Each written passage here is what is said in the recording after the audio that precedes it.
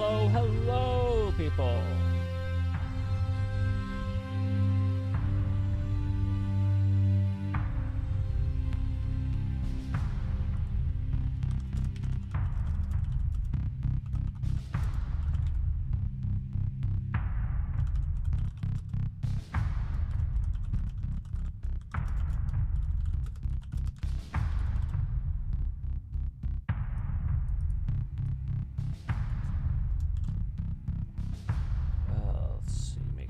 Have all of these Twitch settings correctly.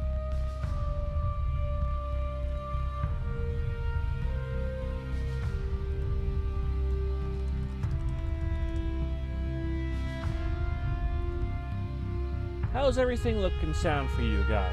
I did a little testing yesterday, but it should be all set.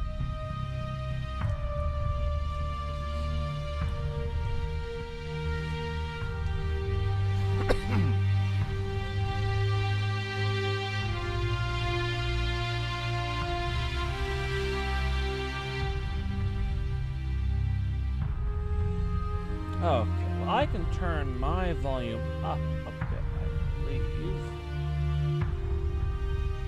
Default microphone.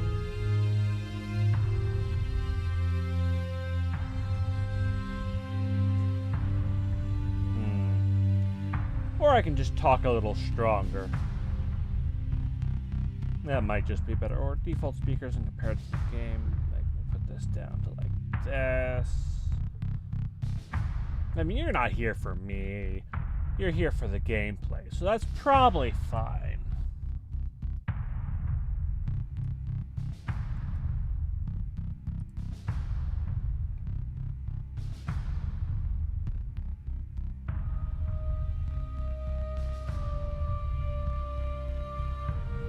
We're going to give people 5 more minutes, roughly, to trickle on in, get the announcement, get situated. Let's see.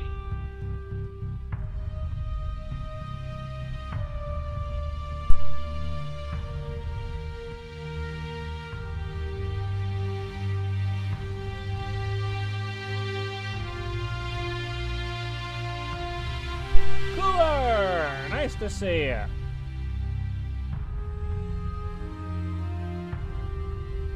Glad you could make it. Tasty, are you someone who submitted for this tournament? See if I can get some Twitch names lined up with the participants here.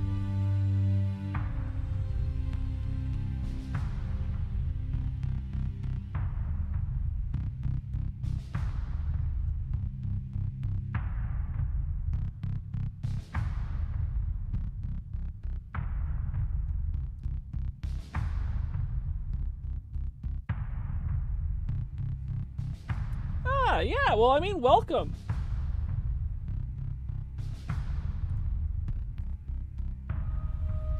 This is, after all, a spectacle sport.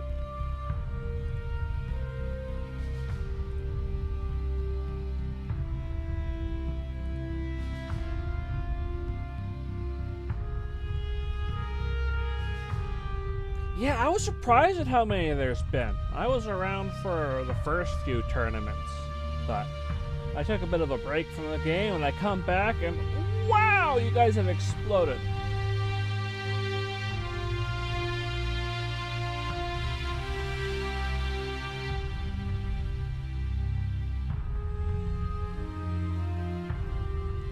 We're up to 11 people. We're doing pretty good. Honestly, a better turnout than I expected.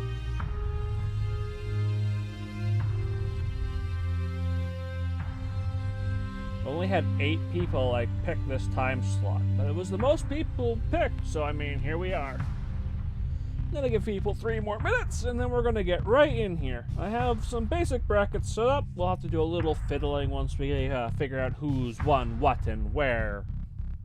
But this should be good.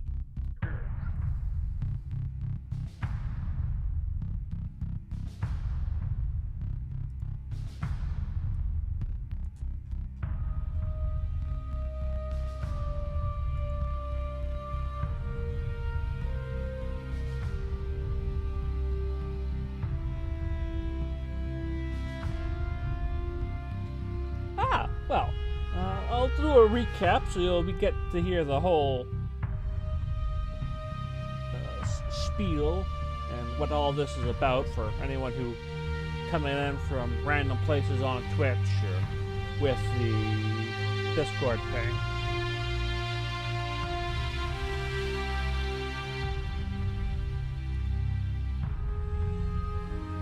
But the long and the short of it is, this is a gimmick tournament. The fleets that have been submitted all have only one weapon per fleet. So one fleet might have only tac lasers, another is only going to have, you know, a Hydra MDM launcher, Vulcan cannons. If you want to listen to Cool Guy here, we'll see how it goes. And we're going to see who can build their weapon to be more than the sum of its parts.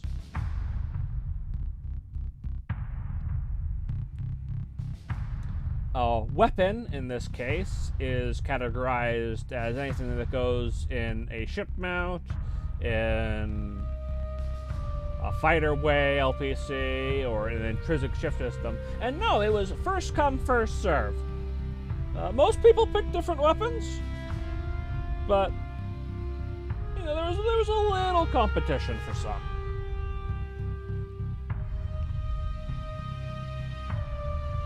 The one that was most contested, actually, surprisingly enough, was burst point defense. And it ended up that all three people who submitted a fleet for burst point defense, none of them submitted a valid fleet.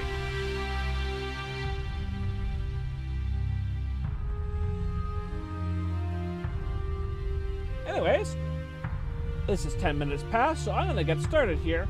A recap for the rules.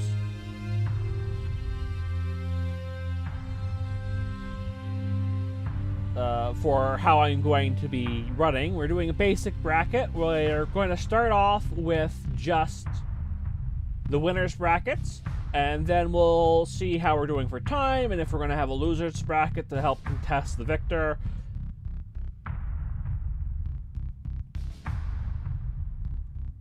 But it might come up. There's not a ton of EMP weapons, but if a ship has no weapons left that they can fire, either because they've spent all their ammo or they're incapable of dealing all their damage from critical failures due to running out of peak performance time, that ship is considered destroyed. If all the ships are considered destroyed, that side loses. Simple enough. This is to the death. After 3 minutes have passed, we start doing a counter. We have some omens in here, yep. After 3 minutes have passed, we start a counter.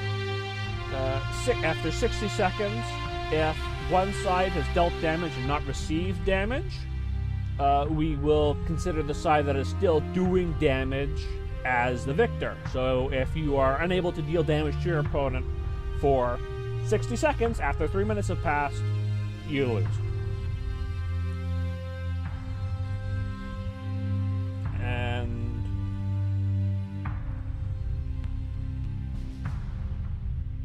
after we have 7 minutes in the match, if the match is still not over, we'll brain, please. We'll start fast forwarding because we're going to watch these mostly at real speed because for the most part, most of these are going to be pretty decisive. The Omen is considered a weapon in that it's ship system. The zappy thingy. That's its weapon. So there's 2 ships with zappy thingies. So stopwatch. I got my stopwatch here. We got people, missions. Let's go to our first, which is Hrothgar's Ion Emporium versus Revenge of the Warthogs. I was really pleased with how many people put effort into their fleet names. Really, it was touching. It also will make the ones who didn't stand out so much more, but you know who I'm rooting for. So, Hrothgar's Ion Emporium versus Revenge of the Warthog. Cancel, escape, C, right click, And away we go. Got the Ion Emporium at the bottom here. We've got the Warthogs at the top. Ooh, I can't do that. Okay.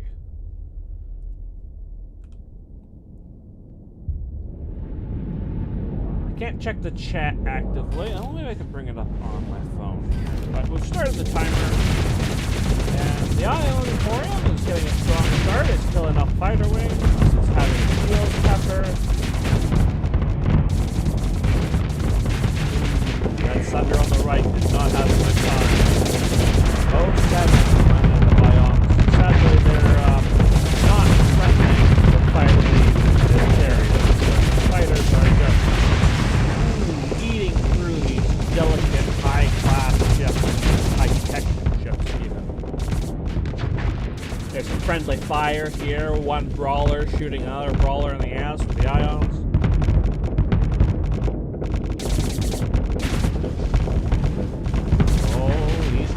They're threatening. They're making the carriers back off. They're shooting each other in the ass, trying to get the fighters off of them. Oh, this ain't pretty.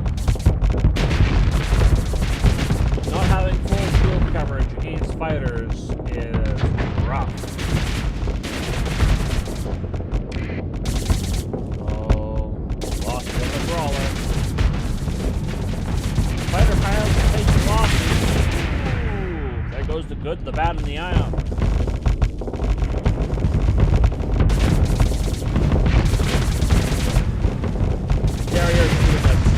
Job at focusing their forces and having all these fighters focusing on one target. Oh, that's someone way off to the side over there. They've also got them pretty surrounded. Like, look at that arc. They've got the Ions really penned in here. We're hitting only 1:45, and this is looking really decisive. But, you know, all it takes is for these ships to catch one of these carriers, and that takes a lot of the carrier's force and power out. These guys have no weapons besides their Warthogs.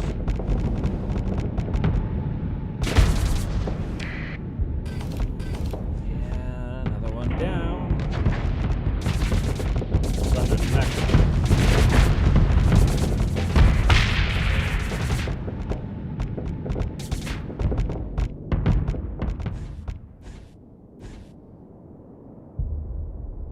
Roasted over there, caught between two carriers, reinforcements on both sides.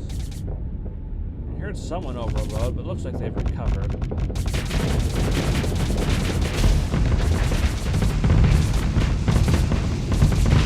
Warthogs are just terrific for this. They're making a lot of losses, but sadly, we're not counting crew kills here.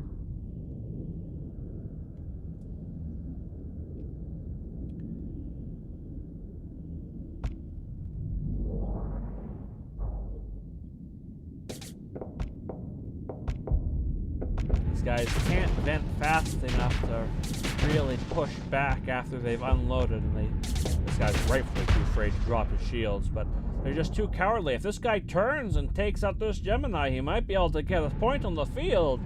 Otherwise, this is looking like, oh, wait, he's turning. The shields are going up. Look at that, that's the first damage we've gotten. That really sends out the reinforcement rings, and that's it. Well, at least the Ion Pulsars managed to get some shield damage in. It's not an entire wipe. I mean, can't even say you scratched the paint, frankly. Oh, poor guys. And we're down to the last one. It's overloaded. It's fluxed out. It can't handle one wing of Warthogs.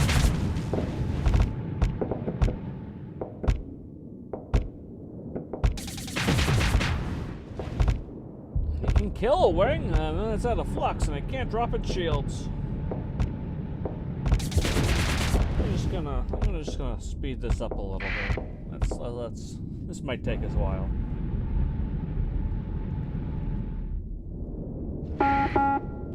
It's getting those combat readiness down. If these guys close in, they can finish us off, but they're being very passive. I don't know if they just don't see it, or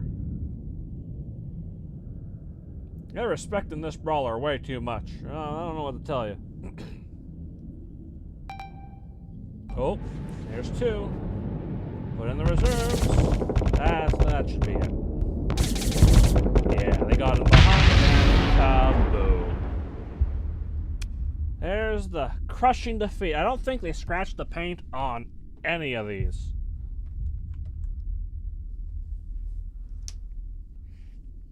Hello, Hrothgar. I'm sorry.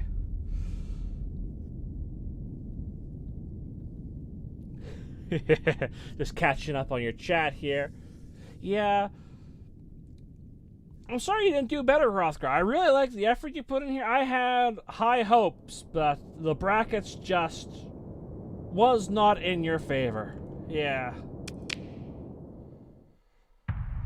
So, the Revenge of the Warthog moves onwards, and we are moving on to our next match, which is the Ball Pit versus the Midline Redemption Arc.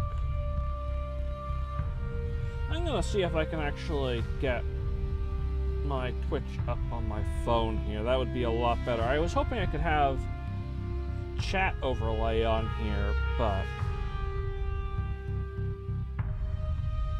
it was not looking at Stream Manager. Maybe later. Yeah, chat. There we go. Chat is now up on phone. Excellent. Yeah, cool guy. You recognize this name. At least I'd hope you would.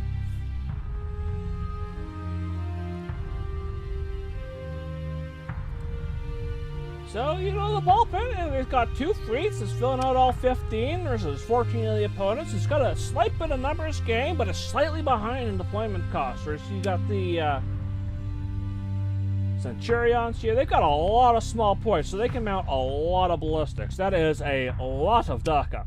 And then you've got some big anchors to fit the fleet around. I mean, just look at those Vulcan cannons sitting in those large mounts. Oh, tasty. Versus Midline Redemption Arc here, because this guy is running the, what I believe, heavy blast in there? Yeah, heavy blasters. You got some wolves for the phase skimmers. You got some lazy name Eagle cruisers, 3 heavy blasters there. And then, of course, you got the Brawler. The Brawler was a very popular ship. And then just to fill out the last 2 slots here, they've put in a pair of empty Letic kites, just for the purpose of throwing out some flares in case they come up against the missile-heavy fleet. Let's go! I'm expecting good things from these wolves, but we will see. We got a very scattered formation. They're immediately breaking off into combat positions. Meanwhile, the Ball Pit is maintaining a very cohesive triangle. Look at that pyramid. Who's going to fire the first shot? Oh, it's the wolves with the heavy blasters. They approach and they get up immediately. They are peppered. Look at those shields ripple. Sadly, they are not doing enough against that flux.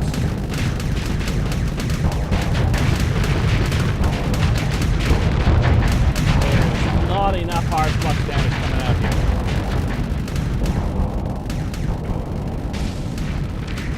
Caught out. That Eradicator was destroyed. In between 2 eagles, this is going to be much better than what we thought. But we got a whole bunch of them here. Maybe we'll do volume of numbers to get through. No, they chose this one.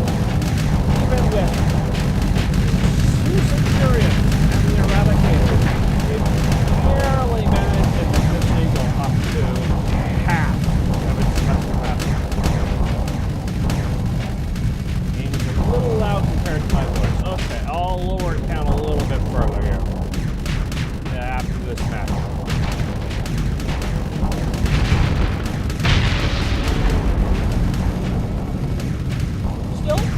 They are scratching the armor. The problem is they gotta get through shields, and then they gotta get through armor.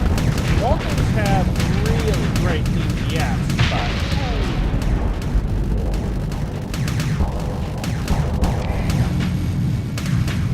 they're only really getting the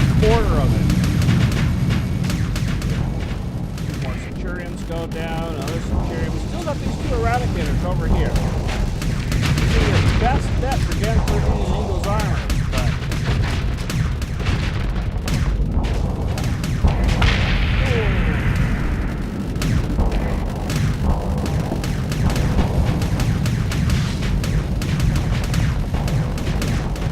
Peppering this guy in front of you, you've really worn down the paint there with that hell of an actual wind.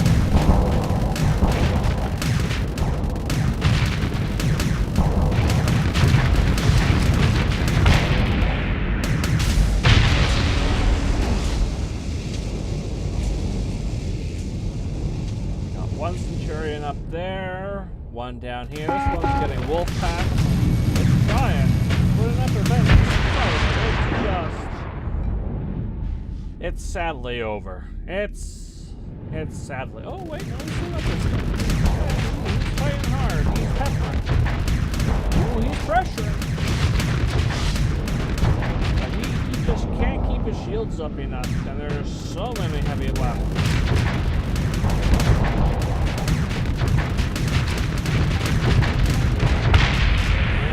And there it goes. Still, it was a valiant showing. You did armor damage. You just couldn't get through that armor to make your fragmentation really show its worth, which is a shame. Fragmentation damage is underused in discussions. Now let's see here. If I can turn the game down a little bit further.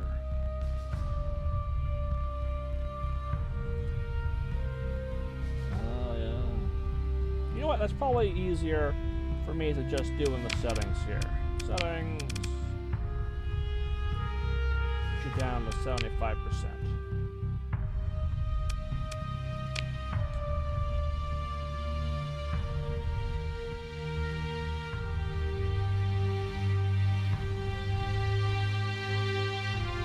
And we move on to, I think, what is my most anticipated matchup of this one.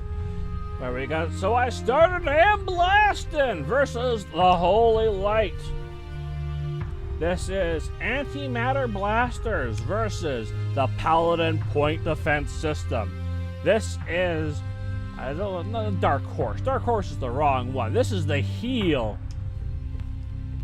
This is the ship that everyone was afraid of. This is the ship that people were really talking about over the last 2 weeks. Everyone saw it coming, but how is it going to hold up? We've got the 4 Anubises here, each with 3 Paladin Point Defense Systems, along with a cheeky little Afflictor here that'll put on that entropy on a target and make it take all the more damage from these bursts, laser bursts.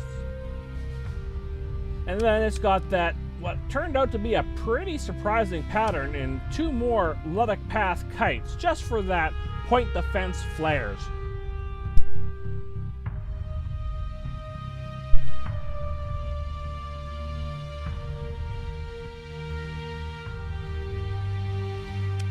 Now, be nice, Scory. They've got 3 Afflictor Pirates. And they filled up their ship capacity. They've got 123 deployment points against 85. I think this is going to be pretty good. Let's see how it goes.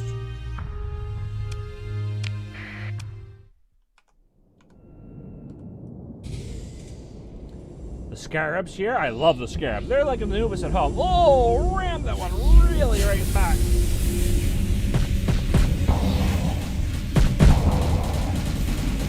Look at that flux buildup. These Anubises cannot fire as much as they would like to.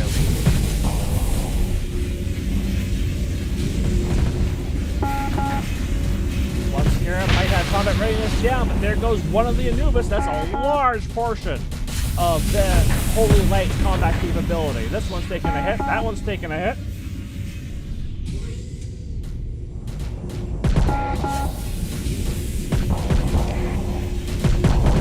There it goes. Had to drop its shield, otherwise he was going to get sucked out. Oh, there goes another Anubis.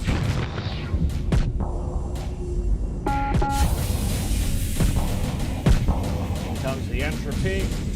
Hand aboard and put itself in the passage. Boom! There goes the third Anubis.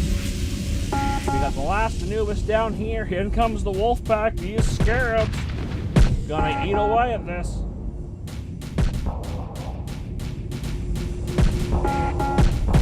Paladin Point Defense is doing its best to pressure these shields, but it can't out-pressure 4 frigates. AM blasters hitting hard. One of the kites up to the top got destroyed. We're not looking at that. We'll take a glance, then this wrapped up pretty quickly. Fly, kite, fly!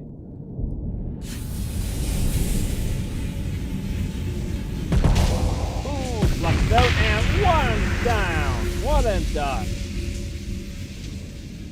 These scarabs, if we had tracked any sort of combat readiness, would be in big trouble, but that's not an issue here they have to worry about. This is the first time we had losses on both sides. We lost 1 scarab to 4 Anubises and their support. This was a very strong showing and put someone who had the backing of what people had assumed was going to be a very dominant ship here out in the first tier of confrontations.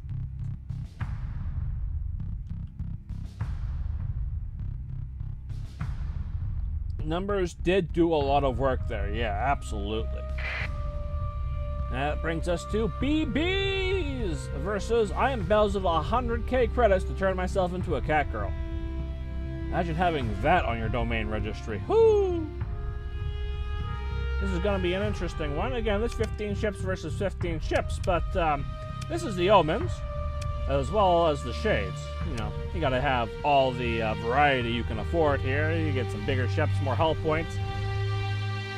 They didn't have any weapons because, you know, the ship's got the EMP emitters, so they could only afford 400k. They didn't have the ship space or anything. So, like, this is a 400k fleet versus a 500k fleet. Well, roughly. So we got the ever-popular EMP emitter. No weapons on any of these guys. Just their EMP emitters. Versus a whole bunch of Thunder Heavy interceptors.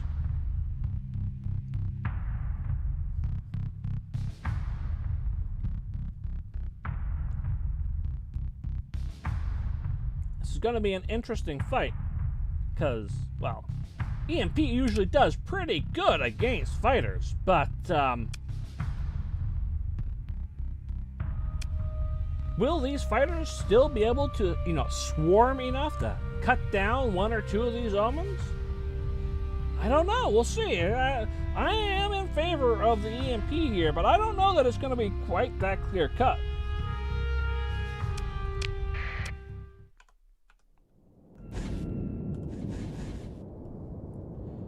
Get all the fighter wings coming in. They're maintaining a nice brick formation. The flare launchers are moving forward. They're going to take the first brunt of this EMP as the battle lines meet here.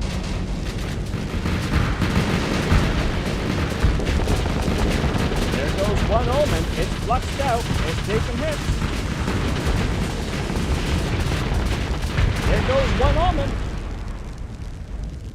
The first clash. They've lost the first ship. There's just a lot of targets for lightning to strike here. A lot more than I think these ships can maintain, and they're all running scared. Because these carriers are fine. They're not being pressured at all. Carriers are proving to be very dominant here. Jake, you're muted. I can see. Oh, right. I gotta type to him because he can't hear me.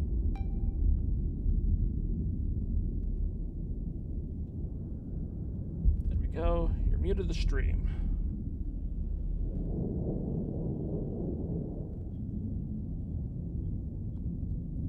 There we go. Whoops. Well, we've drifted off a little bit here, but we're in standoff territory here. We've got the fighting has spread out quite significantly.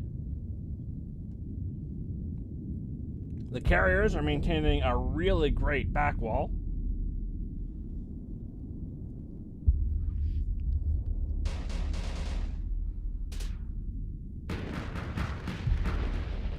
Yeah, this is the sort of fight that, this is why we have CR rules, and why we have fast forward installed. Hey, Lightning QB!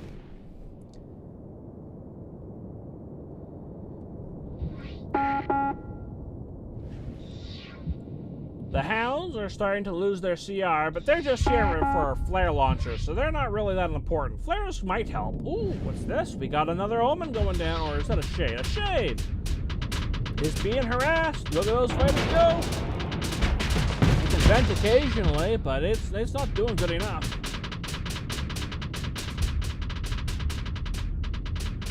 It had some support from his friends here, but his friends are too scared to step in.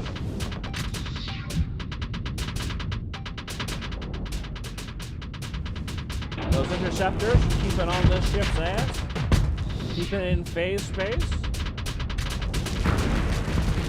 Oh, and then they back off. Look how quickly they got away from those lightning emitters. That poor Hound's getting absolutely toasted, but like, with that on cooldown, this guy is high on flux from activating his stuff.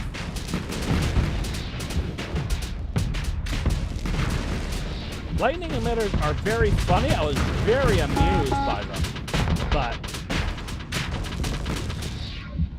actually, I think the Hounds have converted hangars, maybe? I don't know. Maybe they just got escorts. But yeah, carriers win this one.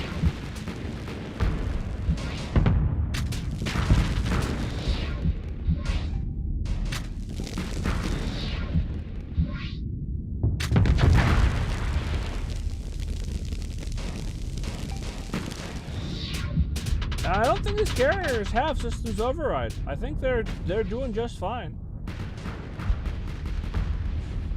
The Hounds have run out of peak performance time. The carriers are sitting so far back, I don't know that they're actually taking a lot of peak performance damage.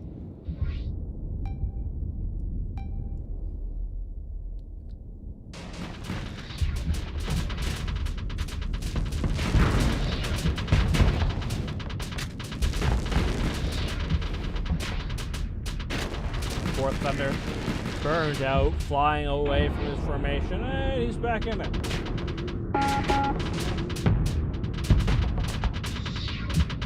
Oh! The Omens, the emitters, have killed one of the Hounds. Blood for blood, finally. Oh, look at this. The pack has descended. If these carriers could organize a little bit better, if they could just group up their ships like we did at the start, they would have easily cleared this up already.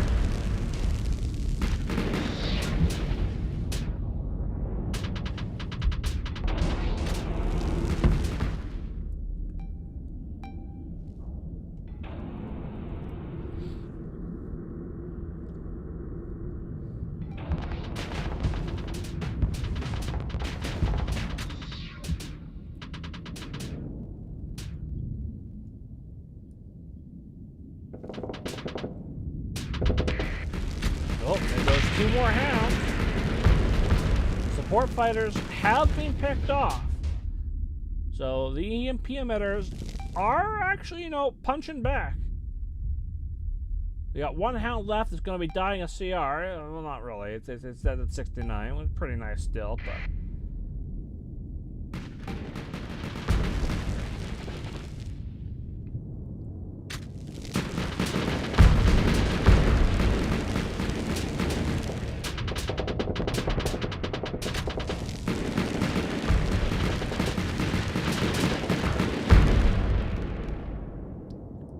The Omen can't kill the fighter.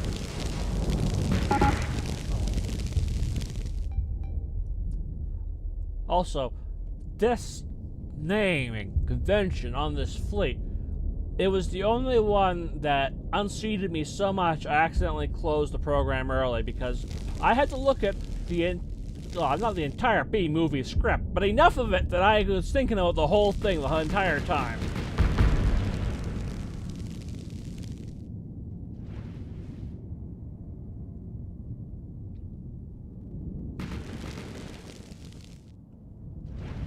all the carriers are perfectly fine.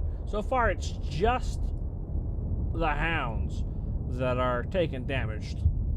And this guy, this poor phase ship, he's having a hard time. He's getting low on CR. He's down to 27, 26.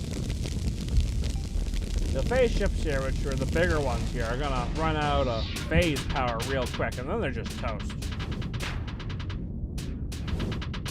Oh, he's burned out entirely. Venting. I'm gonna get one vent out here, but now his armor's gone.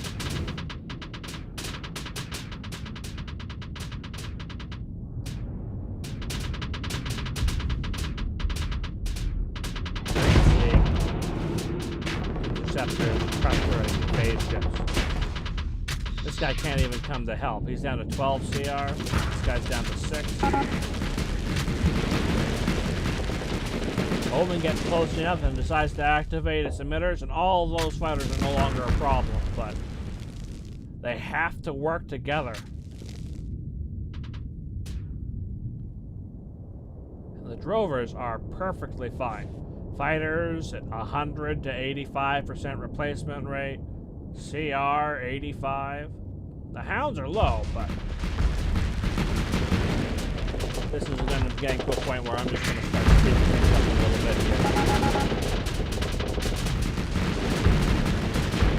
Otherwise, we might be here for a while. Sadly, high-tech Omen ships. That one was down to 45% CR. This one's down to 42. Low-tech is going to win this simply because they can last longer before they fall to pieces. Peak performance time is going to be the whole thing here.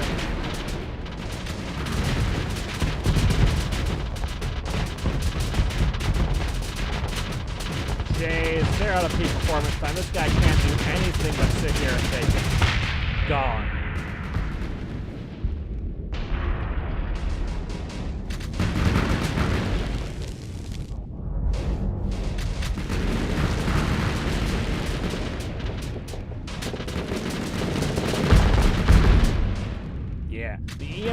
Has picked off a lot of the support hounds, which are also the only ones that have lost CR. Like this guy, he's at 0 CR. He's still flying around. He's still being a nuisance. There goes another hound.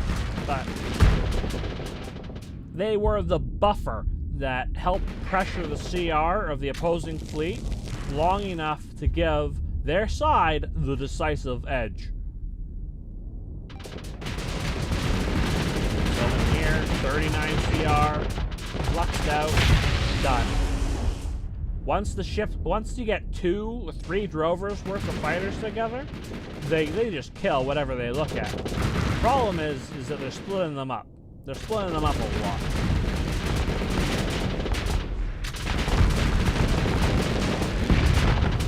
Because if you have enough fighters, the lightning can't strike them all. I say that. Omens are really good still.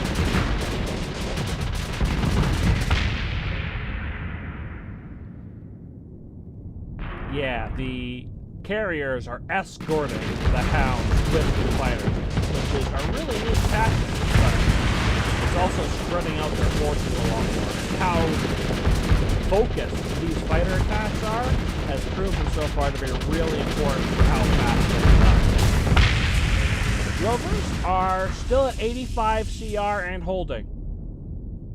They are doing just fine.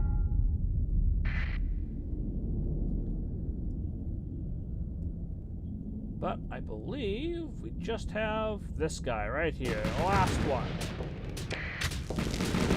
Oh. Once that hound died of critical malfunction. But yeah, all the hounds died. All the drovers survived. I don't think any of the drovers even took damage. But yeah, look at those ship names. You can see the ship names for yourself. Appreciate them.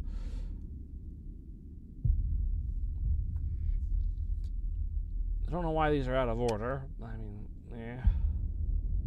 Still, the BBs are the B Victors. Yeah, it was a lot closer. This is the closest any of the matches have been so far.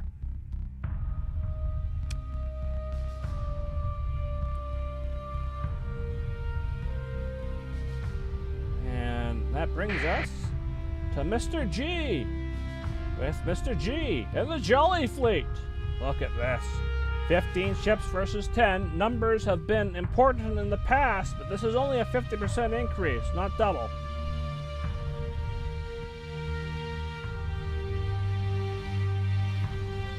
Mr. G up here running with the tactical lasers. You got the green laser pointers all swinging around versus the Hydra M-Dems. This is laser versus laser. Luddic path with laser missiles, direct energy missiles. This is, man, Lud's hammer would come down on Wesley, I'll tell you that much.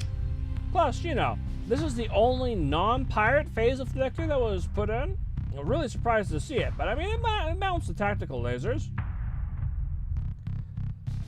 Let's get started. We got the Medusas. We got, what is it, Shrike? Yeah, Shrikes. I don't know what's up with, I mean, it's Pather stuff, so of course the Hydra missiles are having critical malfunctions, like after every firing, but look at those lasers come in. Sadly, these Shrikes got fully surrounding shields, so these Hydras are not having a good time. The Medusas get a little burned on the sides, but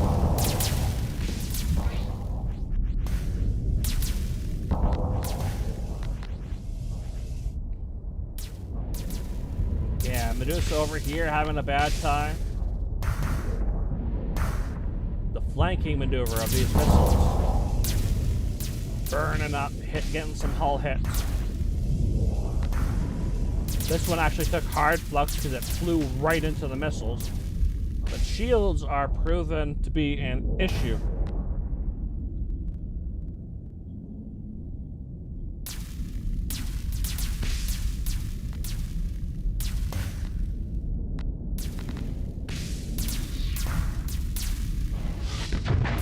Ooh, that Hydra had to blink out of there. It's lost its first fifth of hull.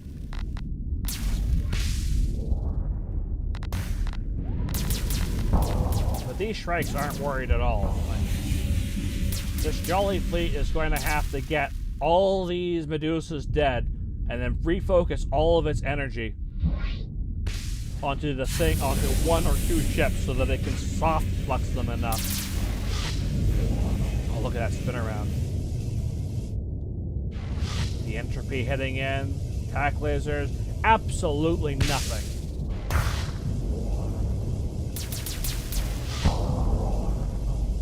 This Medusa can't hurt this guy at all.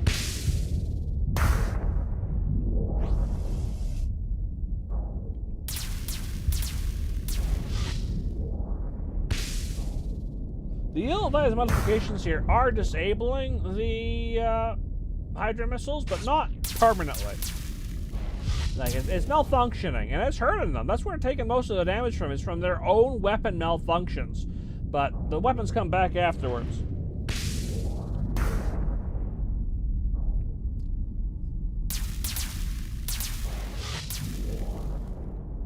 These Medusas are the weakest link purely because they do not have full shield coverage. Oh, turned around, had to face this guy. This is going to be trouble. And there come the shields and it's fine. Look how spread out this battle is. Ugh. Still, attack lasers have kept a pretty big box. They are keeping zone control. If we had points here for capturing, the tactical lasers would definitely win. They're keeping very good battlefield presence. They're pushing back the fleet that has only 10 members to their 15. But this afflictor here, starting to lose its CR. Yeah, I'm pretty sure the missiles have lost just because, I mean, they have expanded missile racks, but it's only going to go so far, because they can't get through these shields. They're doing nothing here. They have to kill Medusas, and this Medusas is nearly dead. But like, they can one builds up like a quarter flux. They need to do a lot better than a quarter flux, or at the very least, they need to do a lot more than a quarter flux every now and again. They gotta, like, if all three of these guys focused on one, they might be able to do something.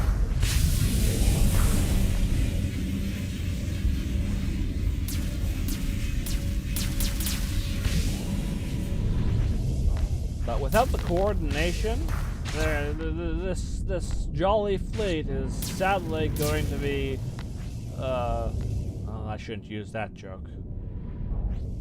Ho-ho-hoing is probably not, even if it is in the Christmas spirit. Still, they might get this Medusa.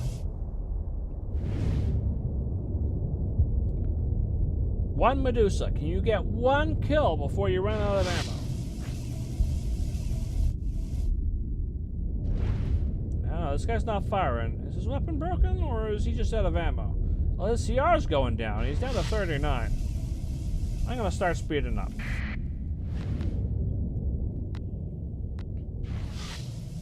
This guy's just backing off. He's got no fight left in him.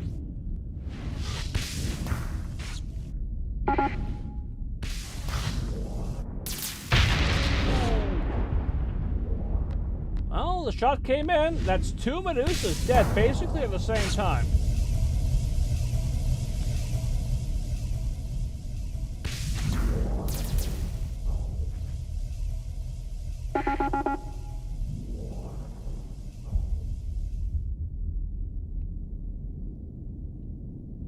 Oh, like they got two missiles at the same time?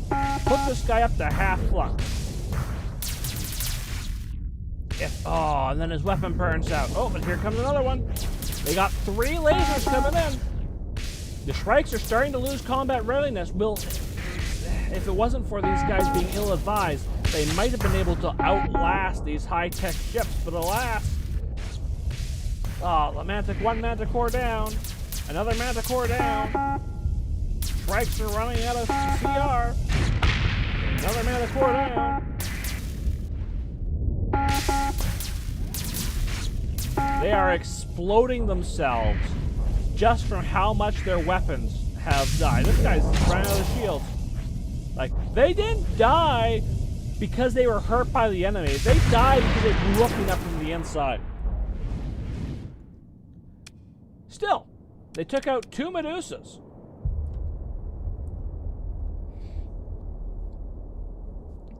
It's not an entirely one-sided fight, but neither side could really kill the other. Jolly Fleet only died because they ran out of CR. If they didn't run out of CR, they would have won simply because these guys couldn't hurt them. It would have been basically a stalemate.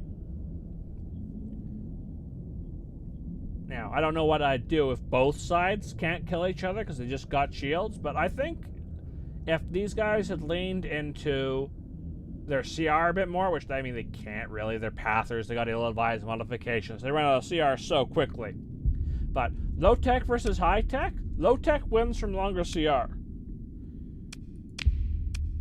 Either way, Mr. G moves on to the next round.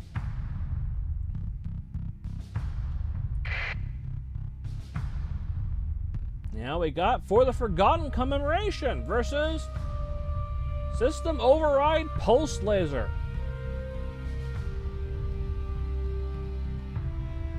Yeah, it was always a worry. Like, I was afraid someone was going to show up with, like, 100 salamanders, and we just get to watch a ship spin out forever.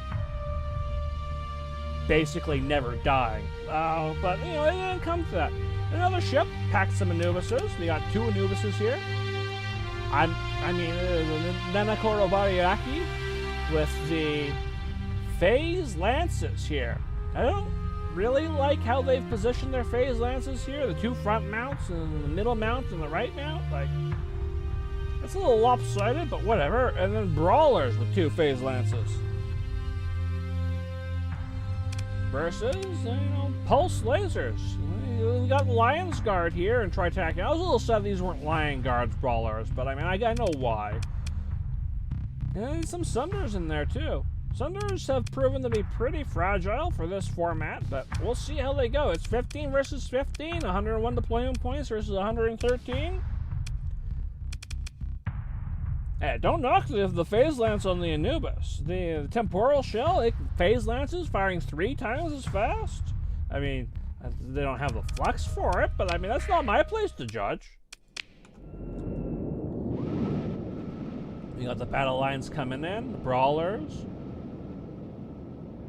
Scrambling up, Anubises pull back forwards. You have the first battle lines meeting here. Funny, the phase lances put their shields up immediately, whereas the brawlers didn't put their shields up, the pulsators didn't put their shields up until they got really in close range, but getting some brawler on brawler action here, circling around, shots to the rear. Around, and there goes the Sunder. It just doesn't have the hull points to survive. That phase lance just ripped it apart.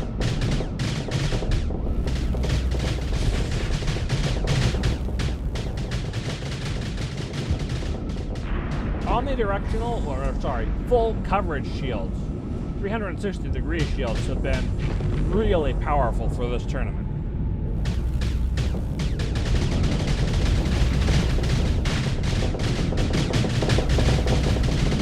Pulse lasers, sadly, they can deal hard flux damage, but they're just not grouped up together enough to be able to pressure and maintain that damage. Phase Lance, Anubis, picks off another one. This time a brawler through its shield. Phase Lance, Anubis, it is pretty good. Temporal Shell makes anything with a cooldown work really well. You get all that burst 3 times as fast. You can't handle that. I don't like how they put their mounts, but I mean, they can't really fire all 4 of them all that often anyways. Up here, we got 1 Sunder versus 1 Brawler. Sunder wins this for once. But his team lost another Brawler down here.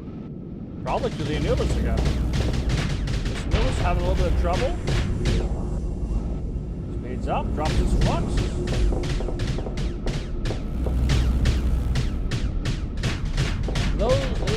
It's firing its front hard points, not its mounts.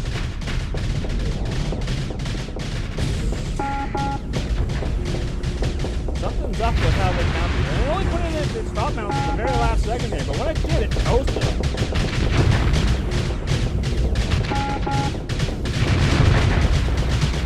The Anubises are eating this eagle alive.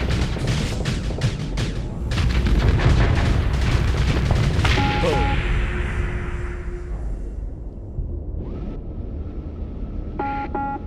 Who's left? Over here. Sunder versus Brawler. Sunder beats the Brawlers, but only 1.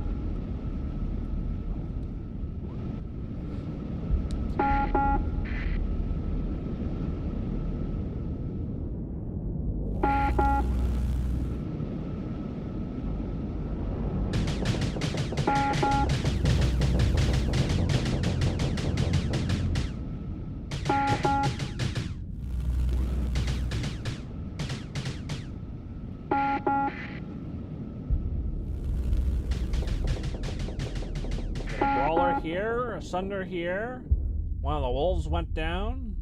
Another Sunder up here is not long for this world. Here comes cavalry. Gone. It didn't even need it. This guy didn't need backup. Just the threat of someone coming in, let him circle around.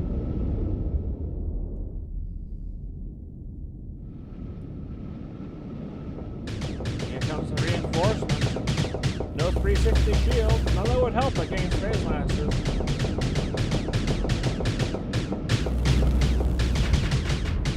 Has to back off.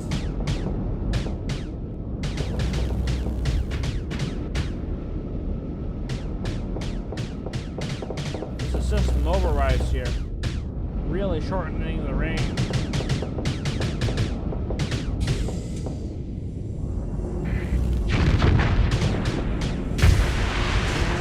Toast. I think that leaves just this guy. Yeah, Yeah, these guys are making their way down. They can only go so fast. Thrilling. Brawler versus brawler action. I'm putting combat chatter on for this, but I figured that was going to be too much noise.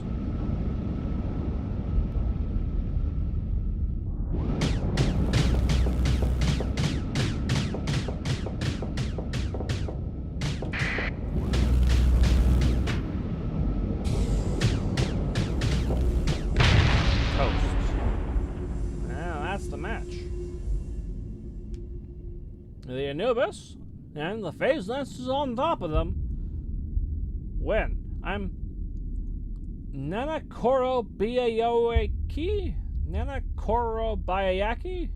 Yaoki? Yeah, whatever. It's looking like we might have enough time for one. We're getting through this pretty well. So I'm thinking we'll probably do a defeat bracket here. But we're going to do the defeat bracket after we get all the people out from the main bracket, and then we'll put the two winners at the end.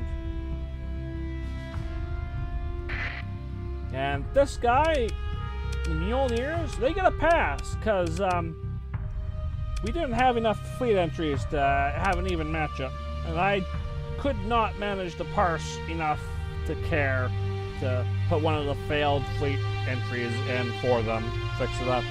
We had a lot of fleets entered that just didn't parse. Like, people would send me screenshots of ships and say, this is my fleet, I'm going to have as many of these as I can afford, and it's just, I'm not doing all that work for you, buddy, I'm sorry. Okay, so now I believe I can just Alt-Tab and go over to the files I've got here. Mission rounds, and I should be able to edit this live. Mjolnir.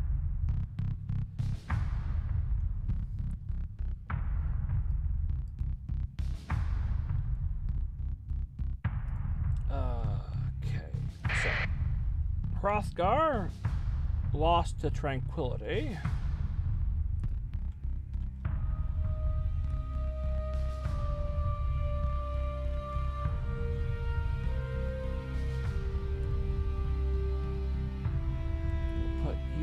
Up there.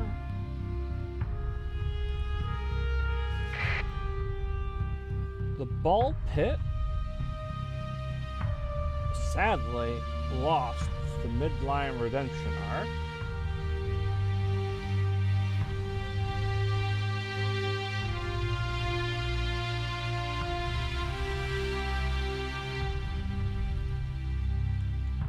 The AM blasters beat the Paladin, point defense.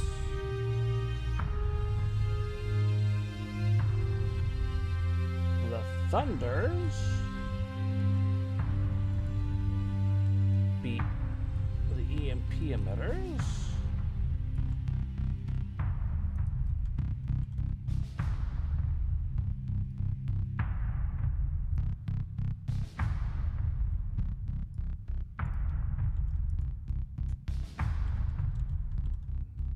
Mr. G beat the Jolly Fleet.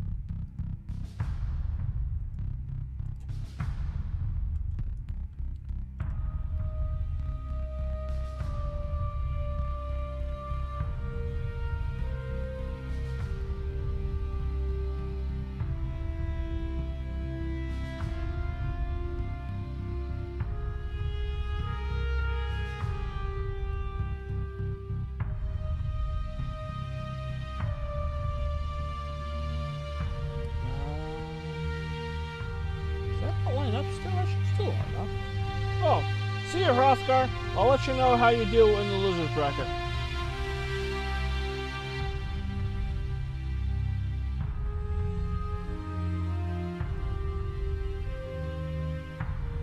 Glad you can make it.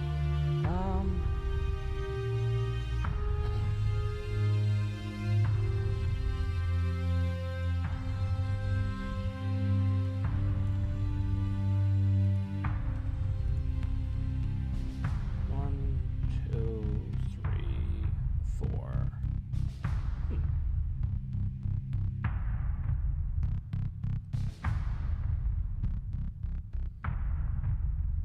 All right, gang. I think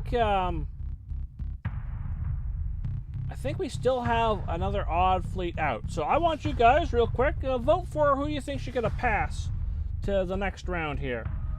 Which fleet was your favorite? Who do you think did the best? Should we go by who had the most even battle, or should we go by who was the most untouched? Because I would definitely want to get SCC in here, because they skipped from the first round. But we need someone to skip to the third round here.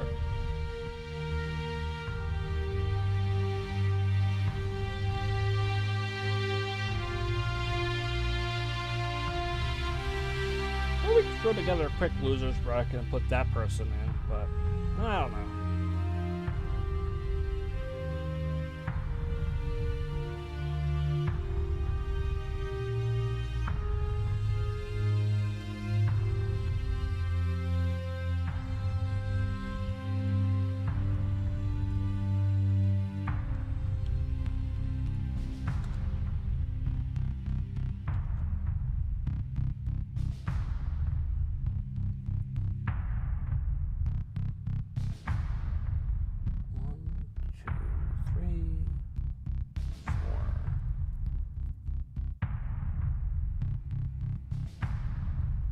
Oh, no, Thunder's one, so Thunder should be up here, but who do they fight?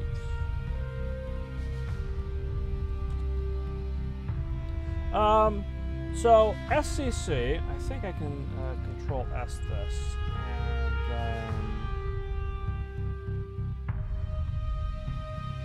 Shift R, click.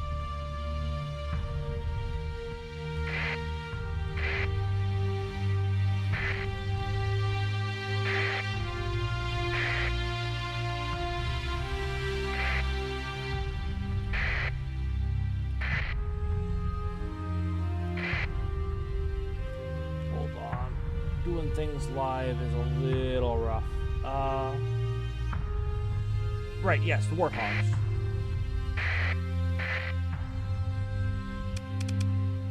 So, these guys skipped the first round because we had no one to place them up against.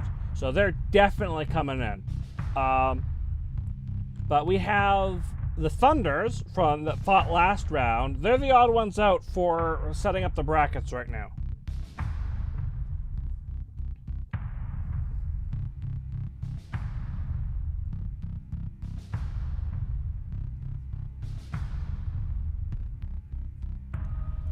Because we still have one fleet that has no pair to fight against.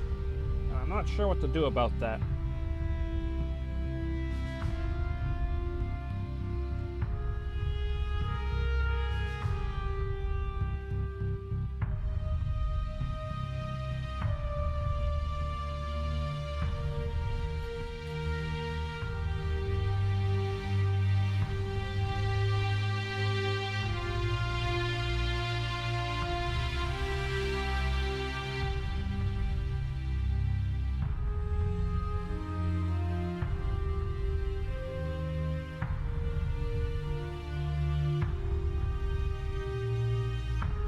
We have 3.5 brackets.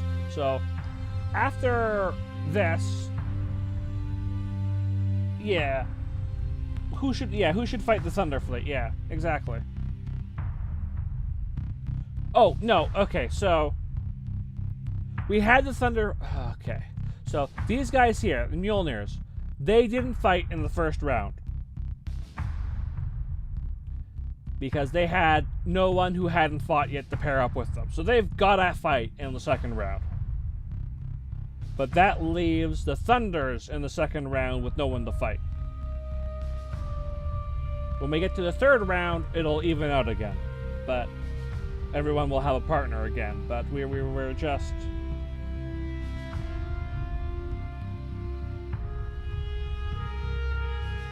Basically, we needed 3 more fleet entries, and we didn't have them for everything to line up really nicely.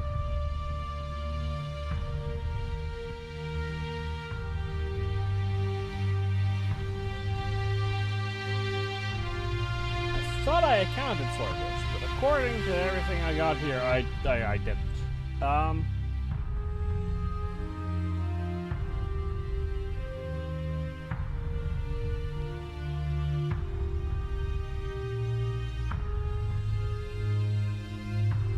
So, like, I guess the answer would really be to do the first round losers bracket and then put the winners from that into fighting the... We can't do the EMP emitter fleet against the Thunders again. They had that last time. That's the exact same fight again. So I guess just to solve it, we'll do a quick losers bracket here. Which means I press this button. We will see the EMP emitter fight, though. Because right here, we'll have Holy Light and the Point Defense Anubis versus the EMP emitter. So you'll get your wish. Let's just do that. I think that's the simplest way to do it. I think that's like 5 extra fights before we continue the main bracket, but I think that's just the best way to solve this. I guess we're doing the losers bracket after all. Sorry, Hrothgar, you literally just missed being able to see your own fleet fight again in a second here. See, right click. So, here come the EMP emitters versus the smallest fleet submitted. But this time, I think the point defense lasers are going to do a lot better. We are an hour in. So, like... But I'm good for however long this takes. Look at this standoff. No one wants to get close. You can't zap them if you don't get close. Oh. He's trying. Entropy, but that's all going into shields. The Anubis packs on the temporal shell, and it goes into phase. Pops out. Zaps. Oh, this is looking very stalemate-y. But I know it ain't. Because these Anubis get together on one of these omens, they'll chew through these omens. This is going to be like popcorn. If they can close in. Problem is, these omens are pretty fast. And the Anubises, when they're not in their temporal shell, they're pretty slow.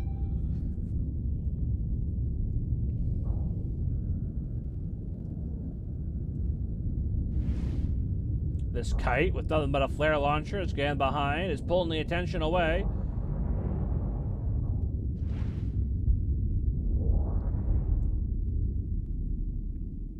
Yeah, the default AI doesn't like getting aggressive with the point defense lasers. It definitely can.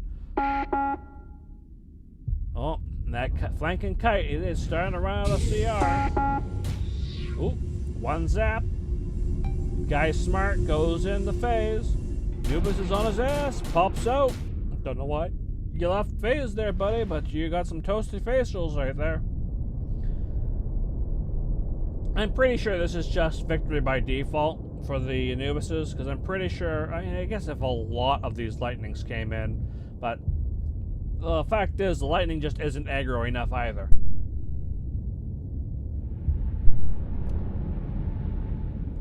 If either side committed, we might have a fight here, but as it is, we just have a standoff.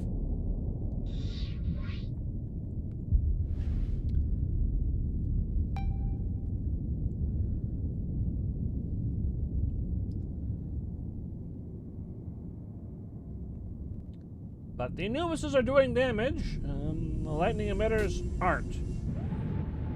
Let's pop in some speed up. I'm bored of this already. Let's see how this goes.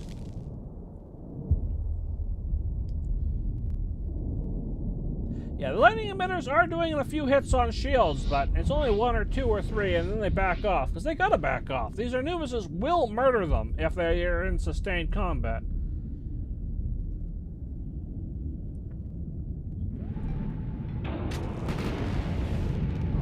Ooh, toasted that kite.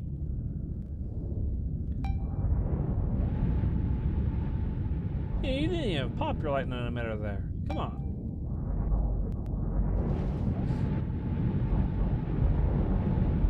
Zap him. Zap him. Come on. Zap him. It's all you can do.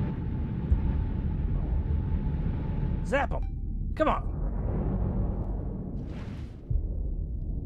Mr. G, welcome! You won the first round. We're currently doing a quick losers bracket because we got a bad number of people. We're going to slot them in for the second round here.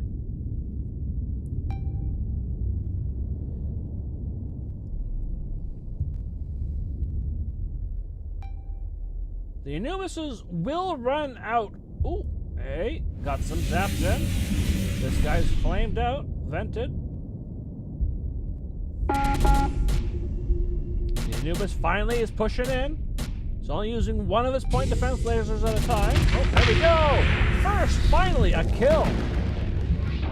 First blood! Yeah, the carriers have won every engagement they've entered so far.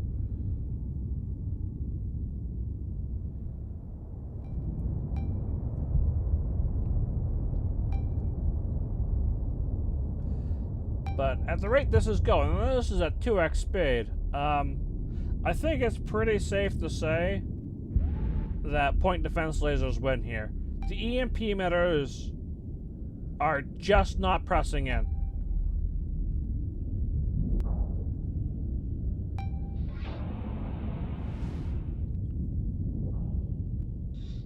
So, I'm going to call this one here as a victory for the Holy Light. I'm sorry, Lightning Cutie. I like your fleet, but you haven't done well in the losers bracket either. Frankly, like, I think that's just a problem with them not being aggressive enough. Like, you can only do so much against that. Let's see here, fleets. Lightning Cutie, open this up.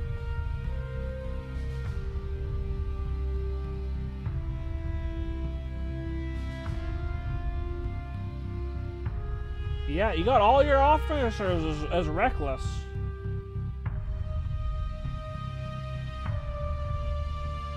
But they're just not charging in. They just value their lives too dang much.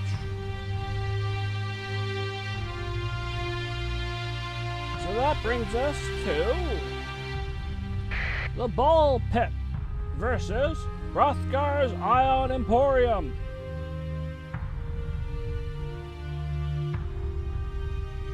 Yeah.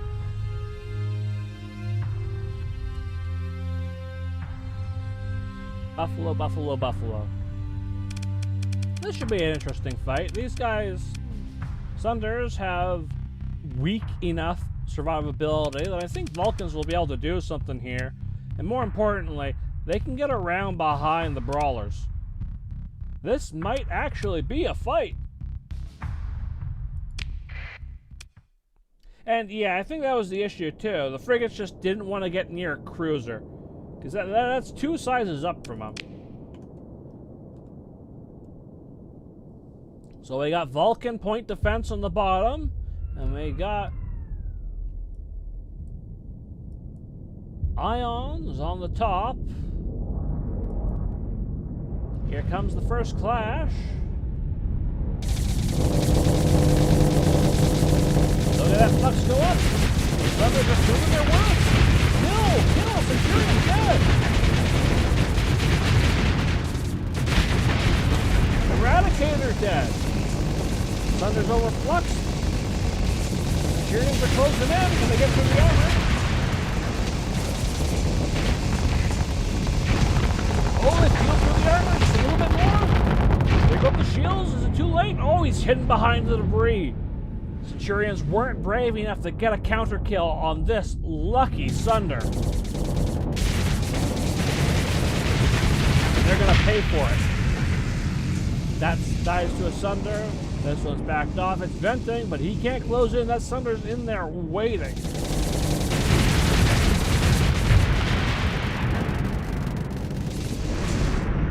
We went from a snooze fest to WWE highlights here.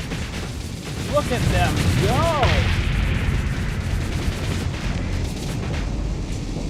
Yeah, those are dampened Centurions too. They are being annihilated.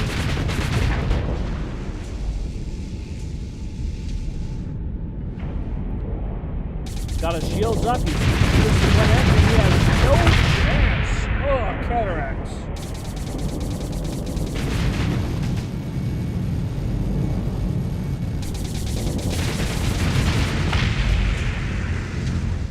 I think that's it. Hrothgar moves on to the second round of the losers bracket.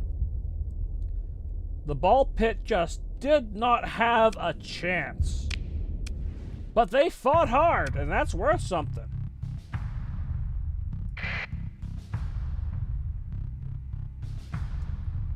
And this brings us back to the Hydra MDEMs versus the System Override Pulse Lasers.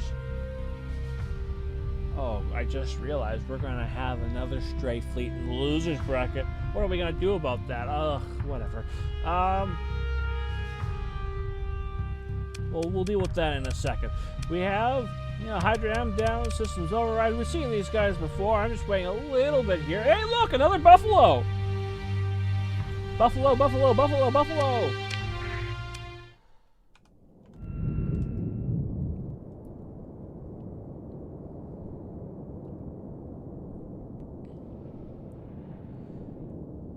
Here come the lines. The first missiles are being launched. They're really closing in, but Brawlers don't have coverage on their back. Getting some hits in on the armor. That one's lost a quarter of its health. Half. Weapon malfunction. That one just launched all the missiles indirectly. First Brawler down. Second Brawler down. It's just pressurized, but third Brawler down.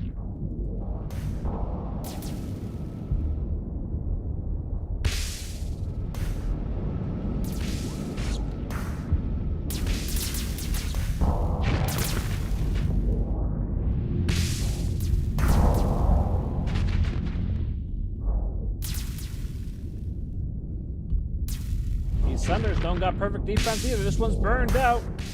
It's gonna get snapped. Look at that. That was like a quarter to a third of its health bar. Flanking maneuver on that one kind of just sent it all into shields. Another Brawler down. We're gonna get our first Sunder here in a second.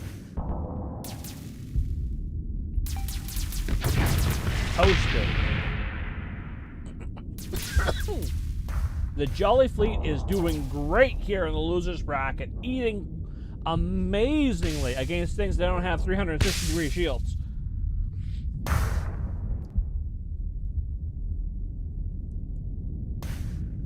Plus, they're focusing their fire a lot better against a fleet that is closer to their size.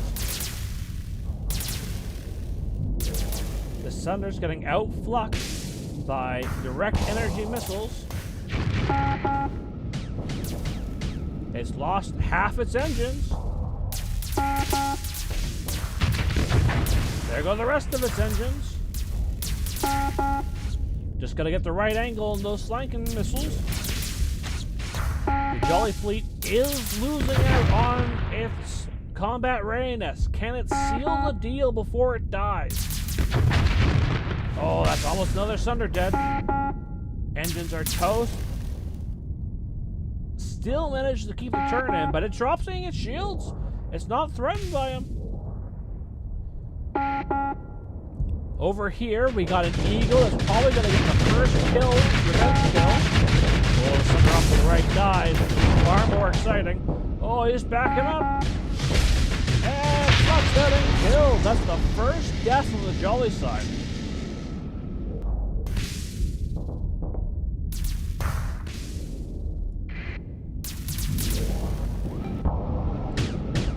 Brawler's doing its best to keep its shields up. It's being flanked. It can't face everywhere all at once. It's only got so many degrees of shielding, and these missiles are doing their best. That is a lot of direct energy missiles.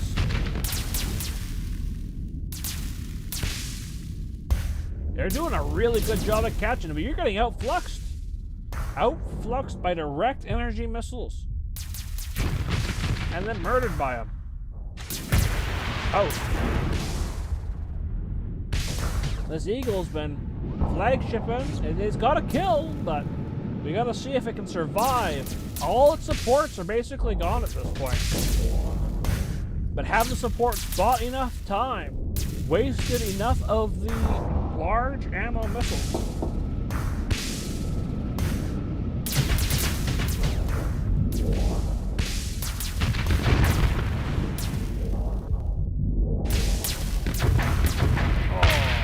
Another brawler. I thought it was going to make it, but these submunitions have a pretty decent lifespan.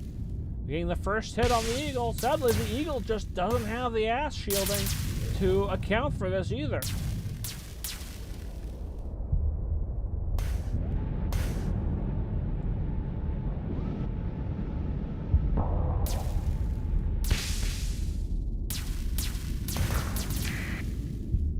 Oh. The Sunder got a kill. That wolf is jumping for its life, but it just can't get far enough.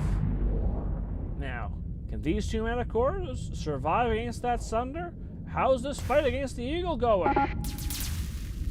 The flanking maneuver isn't allowing these flanking ships to get good rear shots, but they're still getting some scratches in. Brawlers are still dying off in the wings.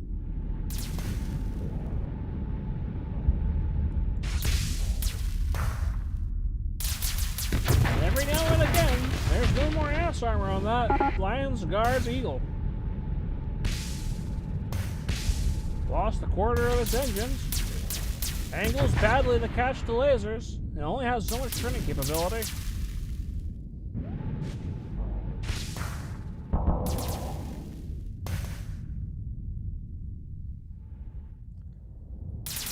Can Jolly live long enough to finish this up, or are they going to run out of weapons before the end of this conflict?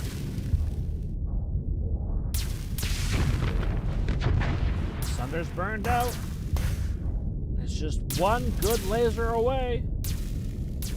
Can it make it? It's drifting. Oh, that's toast. It's toast. Gone.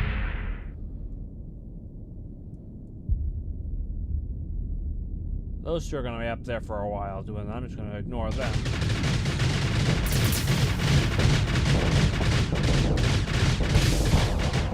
Too close. That's just hitting. Missiles hitting the shields directly. It does hard flux there, but that's not helpful. Eagle is down to a quarter HP. It's pushing everything it's done to kill that Manticore. But that Manticore's got armor. It's got that low-tech bulk.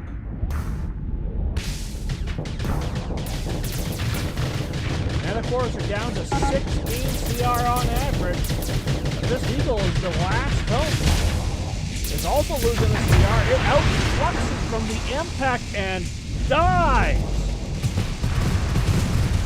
Look at them popping the canister flak in celebration. That is celebratory fireworks. The Jolly Fleet is styling on the poor pulsars.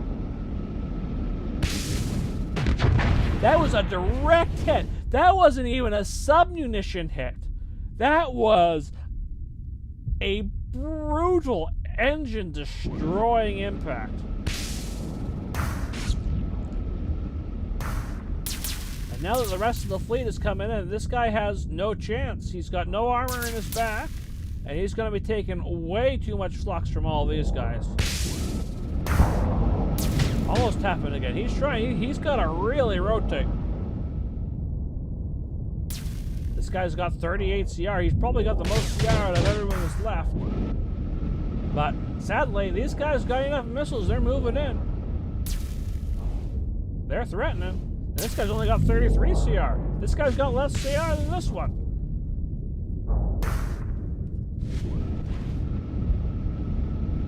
Really, this match is over.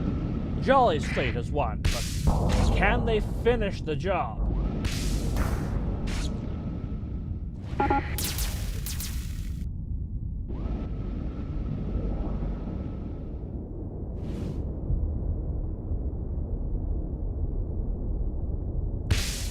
They're not out of missiles, but hey, there we go. They just couldn't get the last hit in. Only losing 3 of their ships. They killed all 15. They did a great job.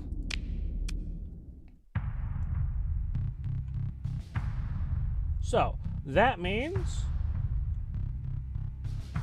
the pulse lasers are out entirely. I'm just going to move those down here, along with the EMP emitters. They've lost their spot in the losers bracket.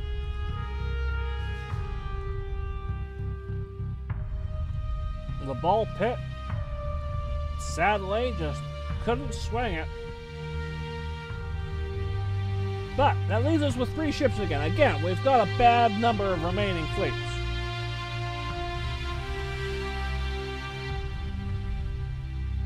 We've got 3 fleets in the losers bracket, and we need one of them to win to fit back into the winners bracket.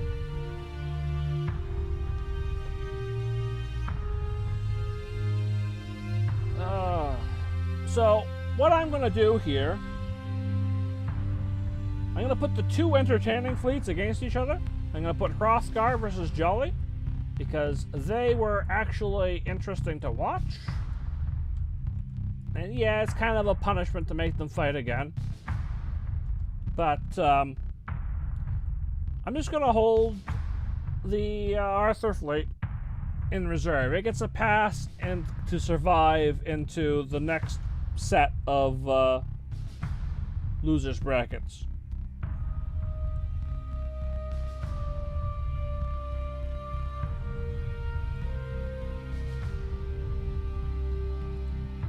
Save that. So I need to find Jolly again.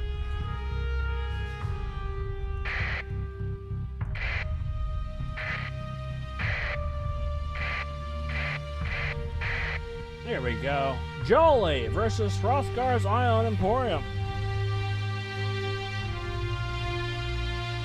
And whoever wins this one will get a second chance at the main circuit. Let's go!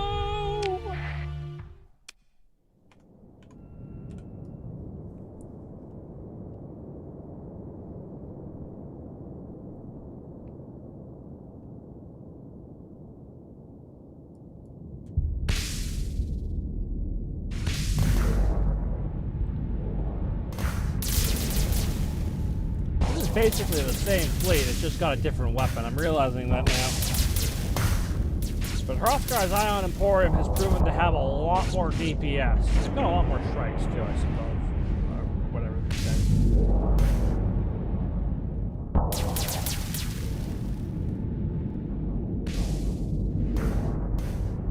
Sunders. They got a lot more Sunders. If they can get brave enough, I mean, to be fair, that guy tried to get brave, and he caught so many Hydra M-Dems. It's going to be the end of it. Oh, he gets his splits up in time? Oh, barely. And the support crushes this guy. Right off the butt. Hrothgar's Ion Emporium has enough DACA to actually threaten.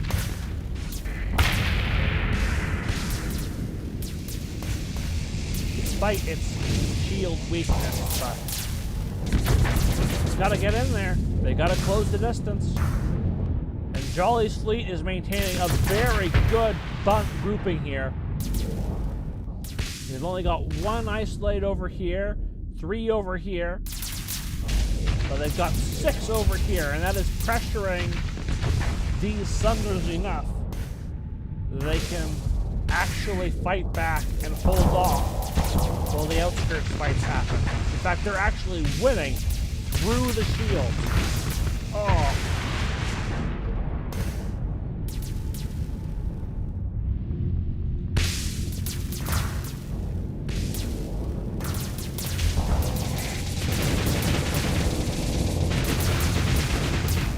They get a revenge kill? No, they're fluxed out.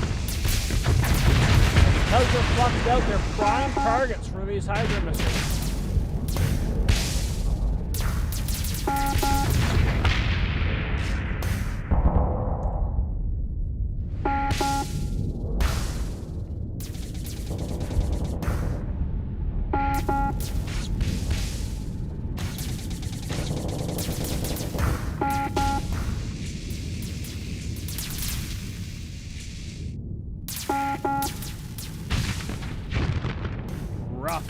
right into the engine on that Thunder.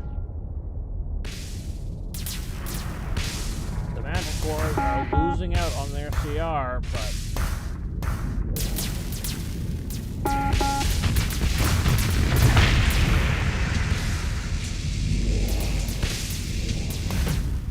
it doesn't matter. They've just got the damage.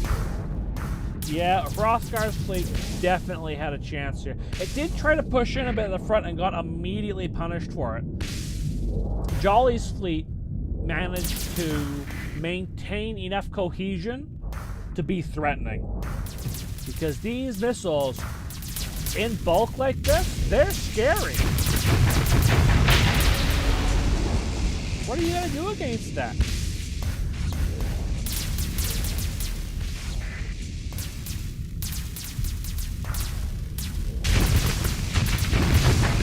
They just can't afford to shoot back and tank. And then they split up and dive forward.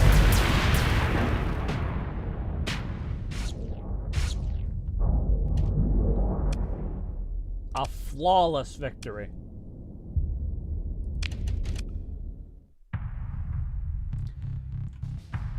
So that puts Jolly's fleet back in. Oh. That means Jolly's fleet is going to have to face off against the Thunders. I'm sorry. That's just where you fall into the bracket. That is not a nice place to be.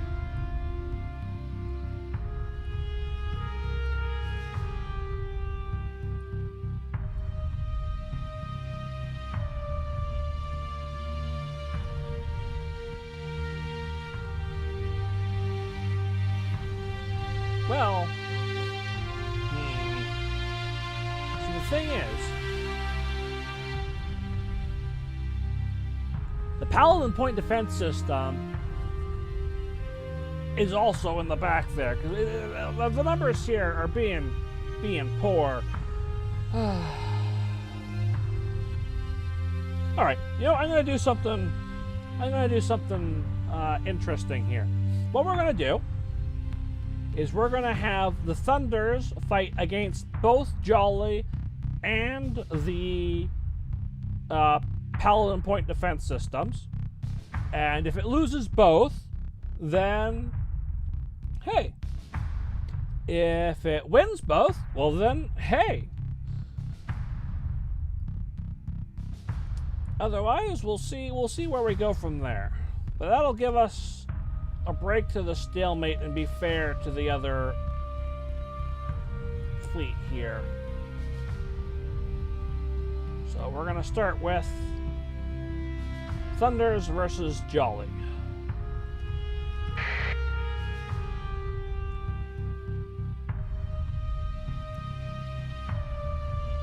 This is going to be rough for the Jolly fleet. I don't think the Jolly fleet has anything it can do here. Technically, if the Hydra missiles split up enough, they could absolutely take down a whole bunch of Thunders, but they're not a point defense weapon. They're not going to burst into their submunitions and each Hydra laser shoot down a different Thunder. I mean, that would be sick as hell if it did, but that's not going to happen. So let's see how this goes. There come out the Thunders versus Jolly.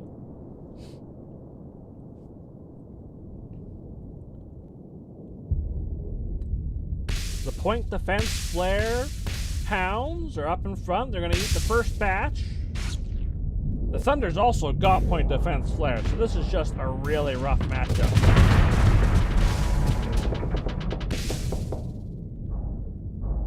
But the hounds aren't even using their flare launchers. Hounds have flare launchers, right?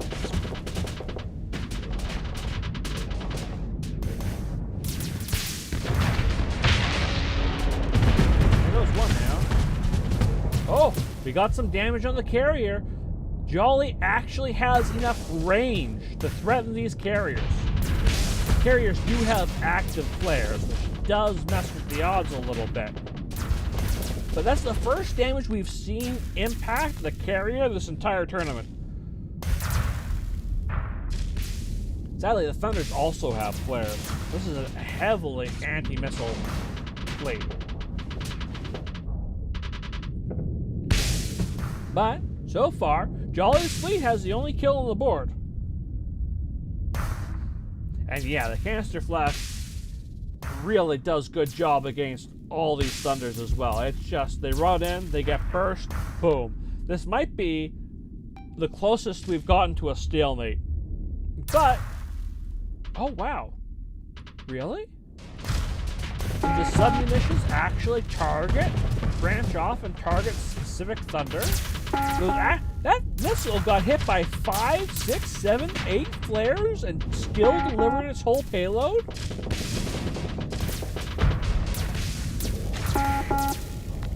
Hydra missiles counter active flare launchers.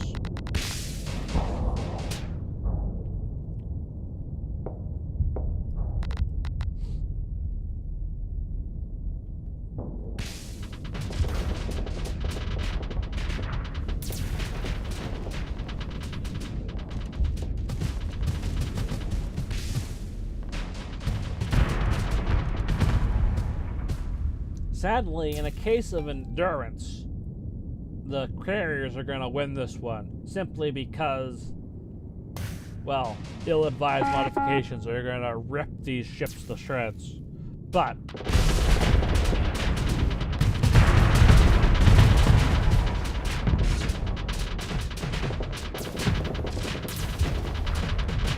well, I mean, putting enough Thunders in there, they'll avoid some of the flak eventually.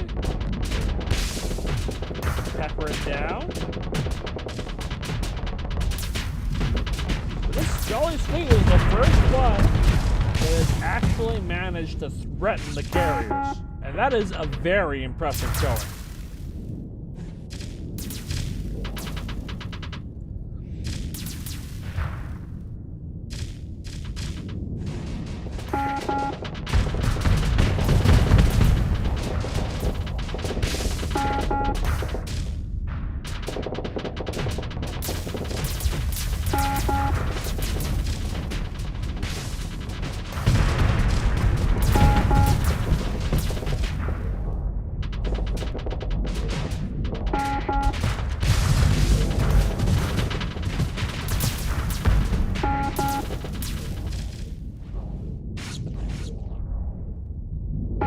Fighters are dying, but they are also getting damage in on the Manticores.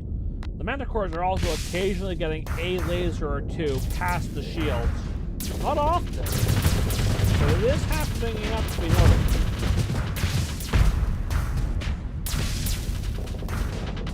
I'm really surprised at how much these active flares, like right there, that was half that guy's HP just from one good hit. If the Manticores get a little lucky, they kill out the fighter screens, and their missiles get through. Oh, look at that, outflux. Come on, take advantage. Pressure, outflux again. The aggression and the lucky streak of not having your missile launcher break down has gotten our first carrier kill of the tournament. Jolly Fleet is being a very strong contender here.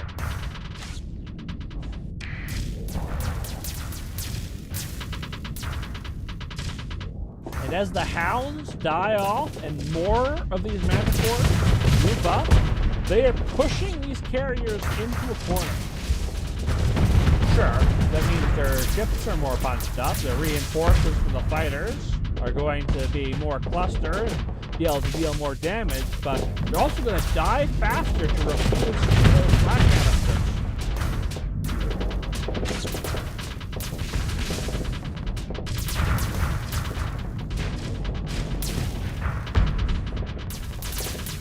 Sadly, the Manticores are also down to like 1/4 CR or something. Others still have 1/3, but they are running out. This is a race against time for the Manticores.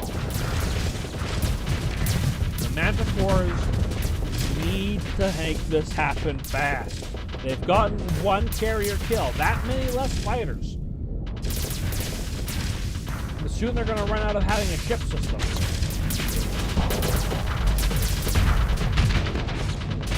While they're all here together, they're doing enough pressure.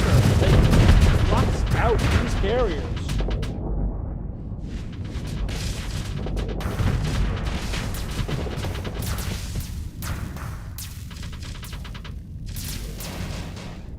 The active point defense is occasionally doing something. Not nearly enough, though. Slamming into these missiles isn't good enough. There goes the first Manticore. I think that's the first Manticore? I've already forgotten, frankly, but the second one's not going to be far behind it. 2 waves of fighters, gets past his charges. Rem's coming in, but he can't help but scrape the paint off this guy when he does. These 2 guys have been camping back here, sending in reinforcements from behind.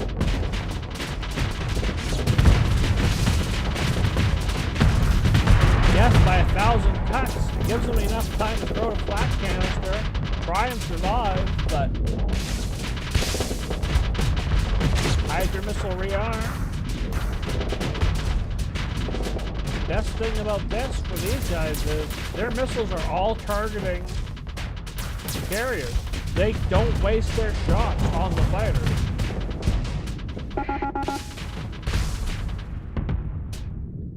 But you got this fight down here, and then this fight up here. This Hound is the MVP. This one Hound has saved all these carriers, running these 6 Manticores on a wild goose chase. If these 6 had been down here or even over here, this would have gone a lot differently. Running the Rabbit has gone so well for the Thunder Fleet. There goes another Manticore. And that one just died to malfunctions.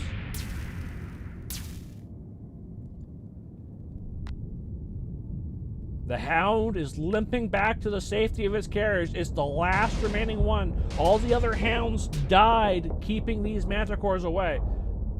But they did it for long enough.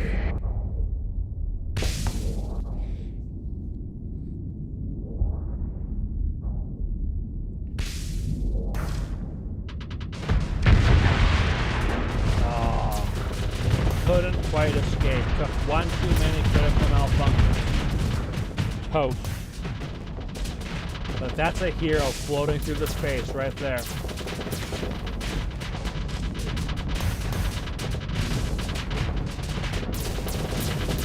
Manticores are still fairly fresh.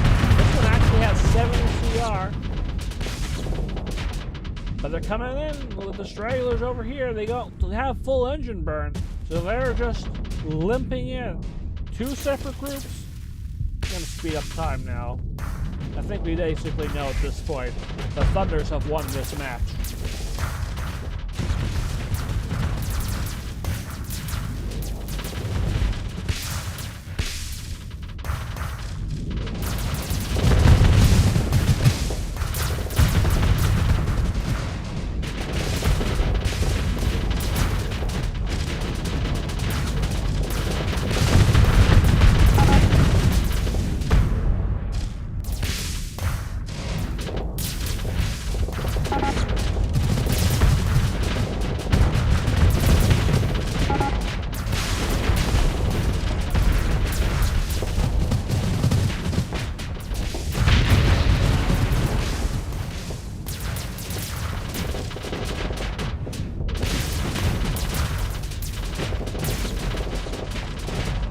Once something is locked on to the carriers, there's nothing the carriers can do to stop them. But if they have the active flares out in advance, like say for a different launcher, some of the submunitions are getting distracted.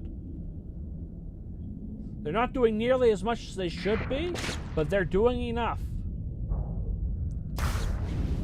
Combined with the carriers basically being able to back off and set the pace of the engagement. The carriers are down to 1/3 CR, but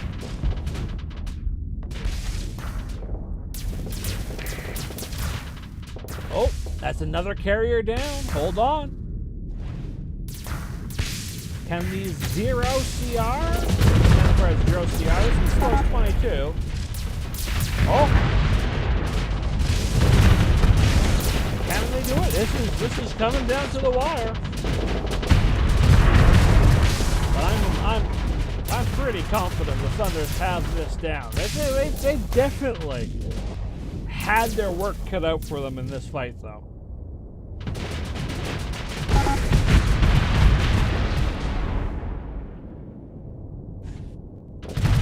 There's the last Manticore, I believe.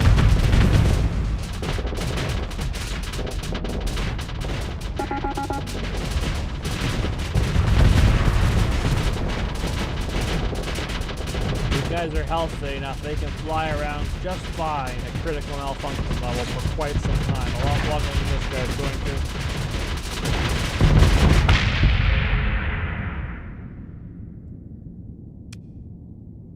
I think that might have been our closest match yet.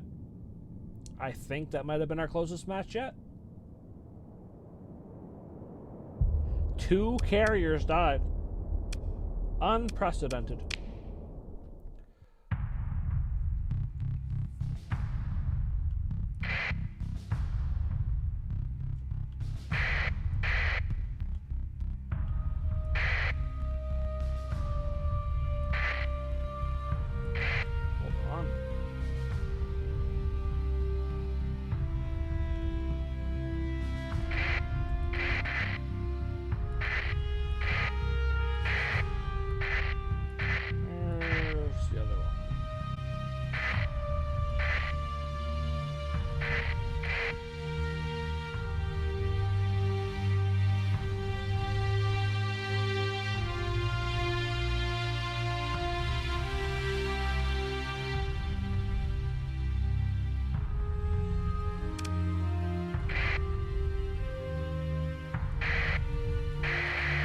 There it is.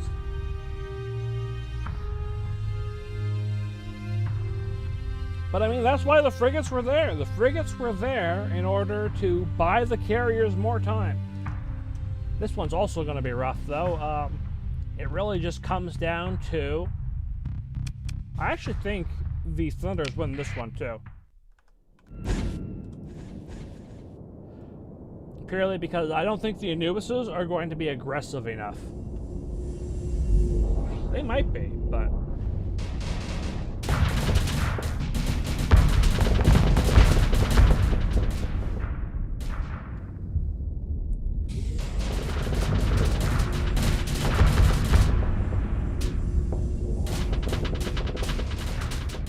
The Anubis gets his hands on a hound.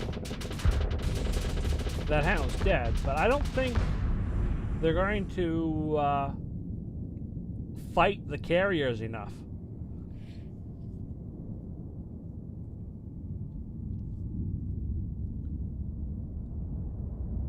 Without all the pilot skills, without having enough distance, frankly, on their point defense lasers, they can't catch up and threaten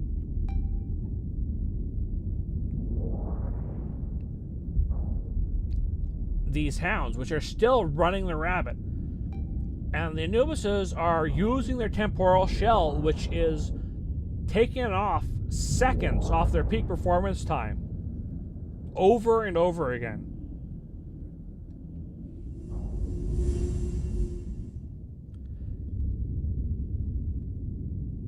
Look at this, the hound and the kite respecting each other, neither with weapons, in a dance.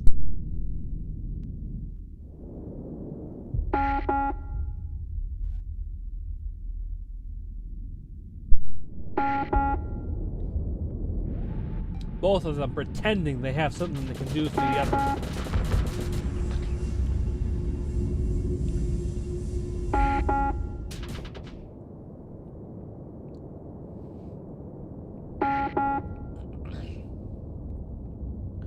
The Anubises are basically immune to the fighters, but they can't catch the hounds, and they're wasting their peak performance time trying.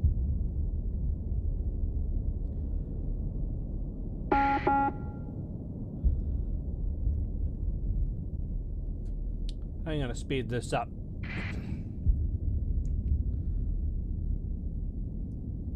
Over here, the Thunders and a Hound are fighting valiantly.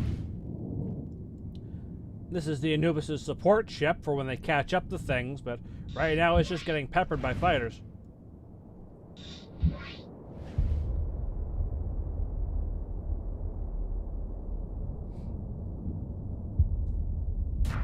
The Paladin Point Defense Fleet is just going to lose based off of CR.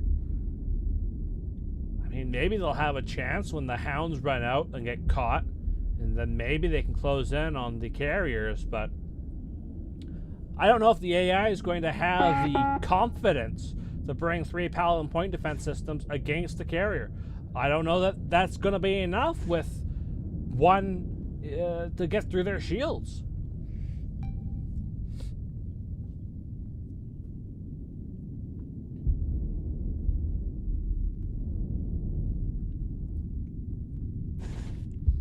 The Paladin Point Defense Fleet might lose to a carrier fleet. There goes 1 Hound. Ran out of CR and died. Rovers are also starting to perish. Well, Rovers are starting to run out of combat readiness, and this is the first step to perishing, but these guys are still fine. They have full CR. Their fighters are still intact. Only some are even being pressured, but these Anubises are burning through their combat readiness.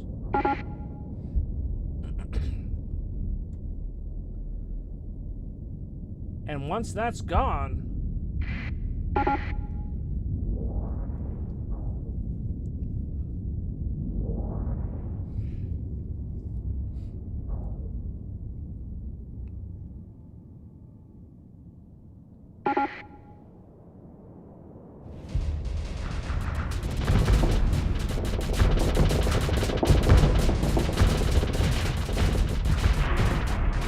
Thunder's bailing out that Hound, which had its engines flame out, but it's got it back again. They almost got caught there. They're 1 bad roll away from losing their engines forever. Once that's done, that's about all they can do to run the rabbit.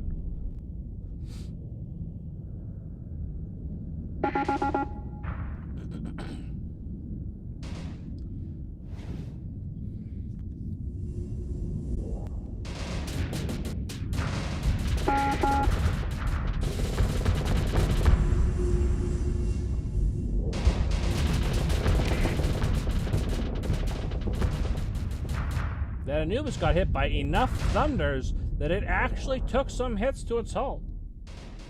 Not much, but enough. Ooh, there goes another Hound. The Anubis saw weakness and went in. But it has to smell that weakness. If it doesn't smell that weakness, it's not going to go for the kill. It's not going to be brave enough.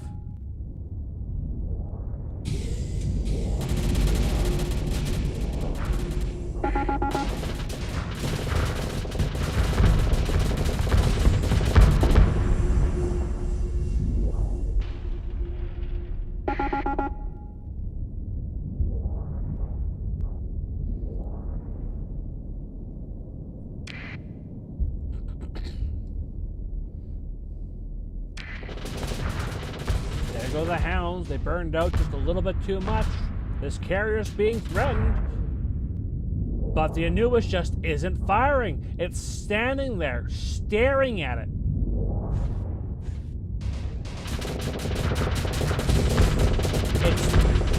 Oh, it goes in, fires a bunch of lasers, and then its temporal shell wears off, and oh, it's done. Oh, that one got a little bit of armor damage in. Not much. These 2 frigates are holding off 2 cruisers all on their own. They're flanked. I'd say they're toying with them, but this guy's burned out. 24 combat readiness.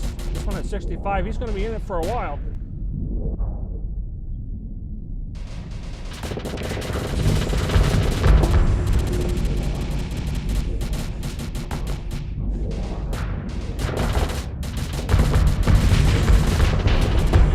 But that's 2 cruisers against 2 frigates. Meanwhile, over here, another 2 cruisers and 2 frigates. This one's doing a little bit better.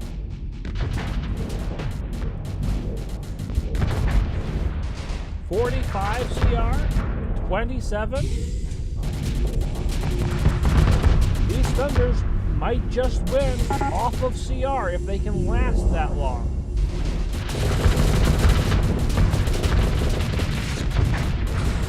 Oh, is that going to be the first Drover death? Oh, there it is.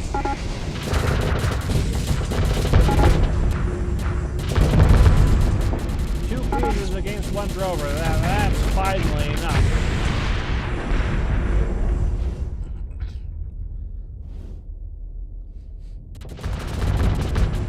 Nuba's over here. No more CR.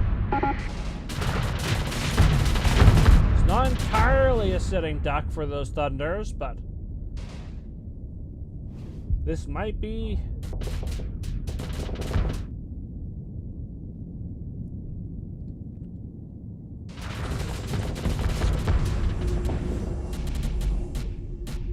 Problem is, every time this Anubis uses its temporal shell, it's just eating through what little CR remains for it.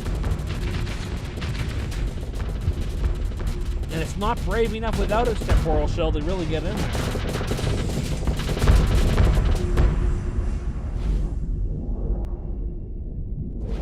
Once the Anubis runs out of CR, the carriers can just pull back whenever they're flamed out,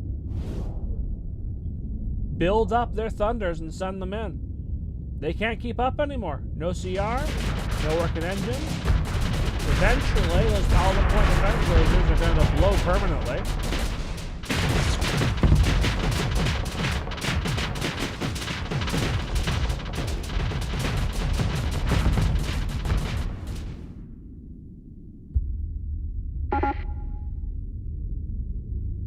$16-0. That was a big explosion.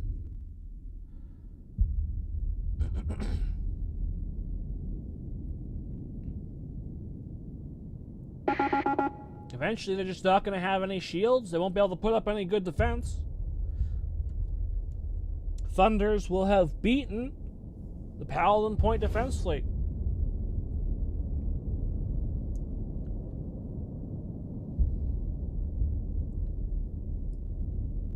This Hound is running for its life. There goes its other engine. It has survived. Oh, one little push and it's going this way now. Look at him go. Look at that pilot go. He is moving.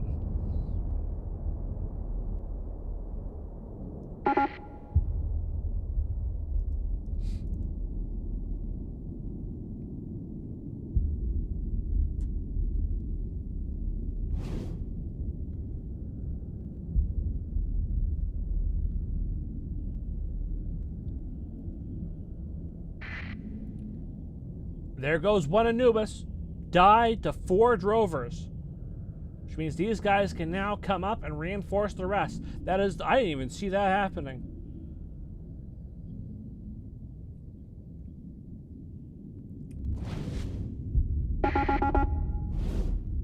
If the Anubises packed together, they could maybe point defense enough to be able to survive anything that comes in.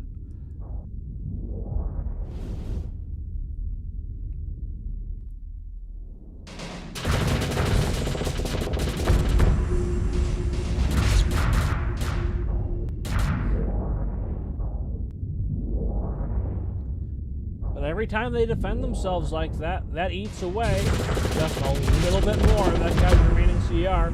3 CR% left, 2 of shields. Once that hits 0, they don't get shields anymore. 1, 0. And one more tick, and they have no more shields. Every wave is going to be hitting armor and hull. There went the weapons. Weapons are down.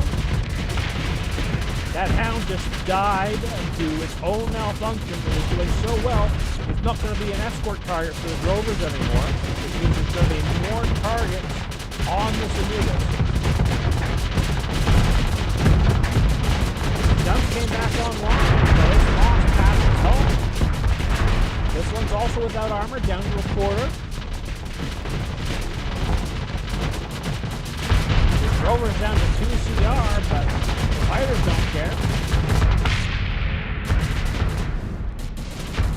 I think technically it's 0 CR. Yeah, no more fighter replacements, but... Oh, we lost 1 drover.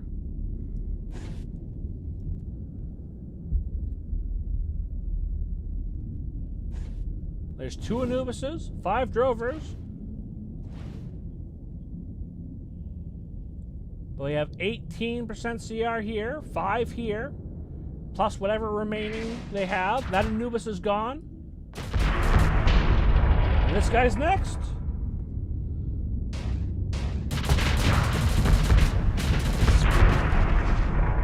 This guy's 1 bad malfunction away from death. Boom, there it is. It was just a matter of time. Thunders have secured their spot without a doubt over the losers bracket.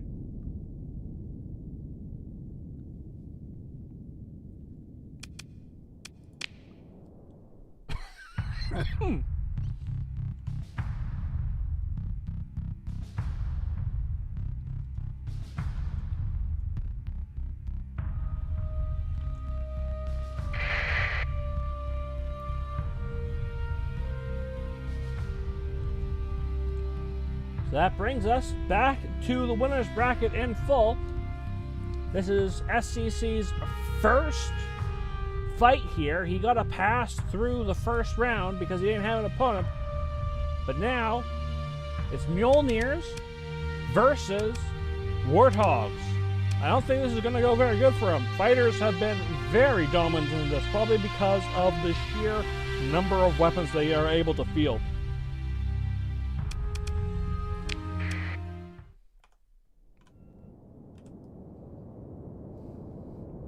Still, these are pretty long-range guns. They've got pretty solid capabilities.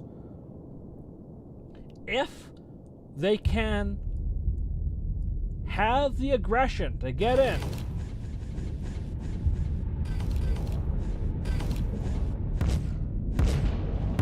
got enough range, they're picking off. 1 hit disables a Warthog. Not kills it, but knocks out its engines and makes it a sitting duck. But that's a lot of Warthogs.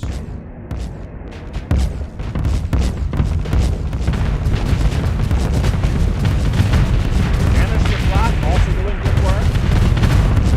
Point defense, Mudskipper. Actually, no one had a gun on it. Mudskippers are going down. They don't have the canister flat to really get the Warthogs off. The Warthogs are tough enough to survive a canister flak deployment. But right now, the Mjolnirs are just fighting off the Warthogs. They're not even threatening the carriers. This is another case where, sadly, the carriers are just going to win because of the onions of protection.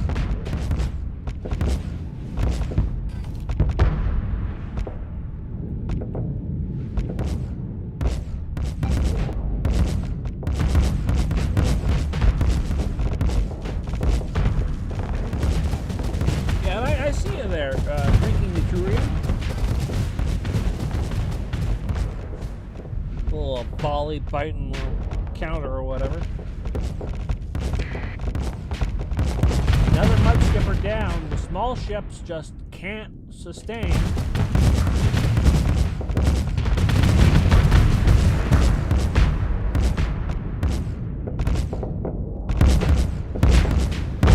It takes 3 shots from these Mjolnirs to kill 1 Warthog.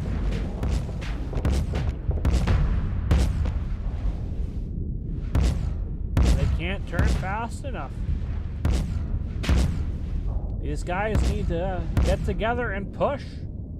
Power through, ignore the Warthogs for a second. Put some hull damage on those carriers, kill them, sweep around, but they're not going to. I'm going to fast forward here. Slow down again if anyone gets close to a carrier.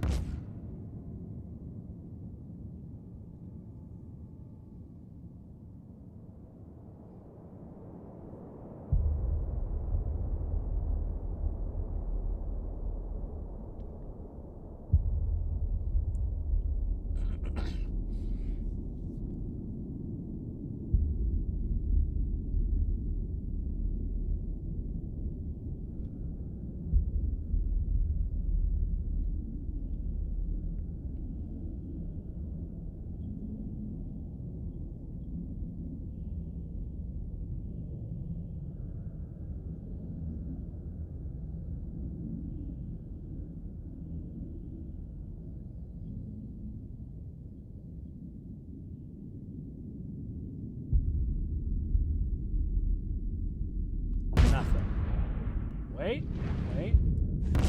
Hold on. Are you gonna do it? You gonna take down a Warthog? Getting some hits in. Fighters might be at 90%, but they're not there. Come on, push. Don't get distracted. Pressure it a little bit more. Come on. That is a carrier down. I repeat, that is a carrier down. That's a lot of Warthogs off the field. That's 8 Warthogs plus their reserve deployments, possibly. But is it going to cost them? Still think a Manticore for one of those Geminis. Oh, but they lost the they lost the Manticore on the other face.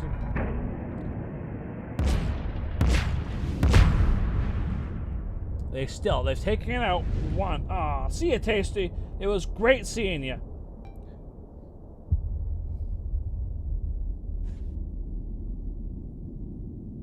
Yeah, there's a lot of Australians who signed up for this tournament. Some of them aren't going to be able to see their matches.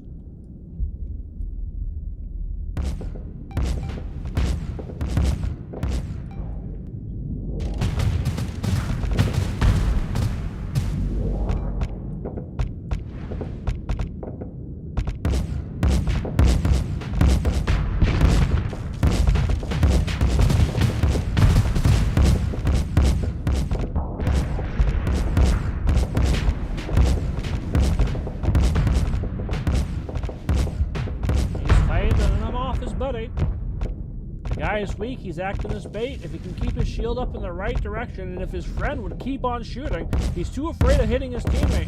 He's being too cautious.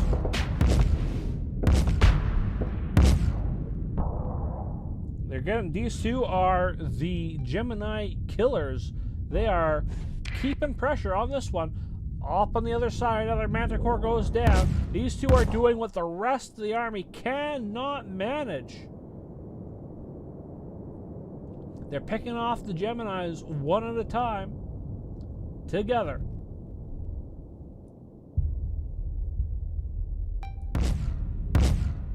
But they really do need to work together if they want to keep on keeping on.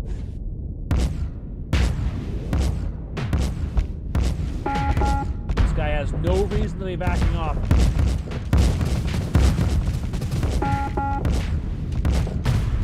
It's going to cost him his teammate.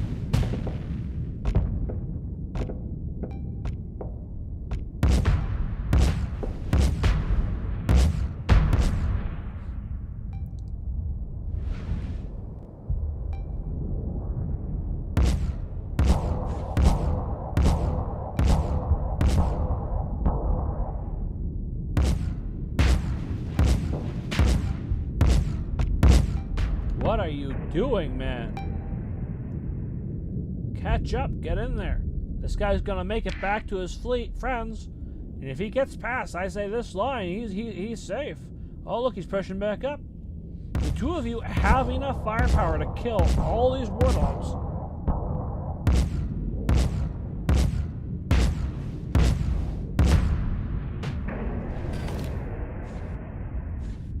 Nope, but in comes his teammate. You're toast. That was the last hope these guys had.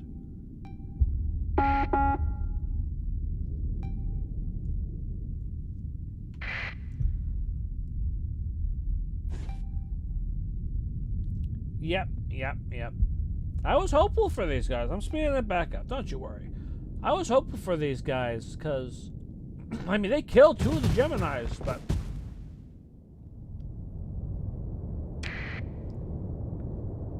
they're gonna die real quickly now that the wave has collapsed.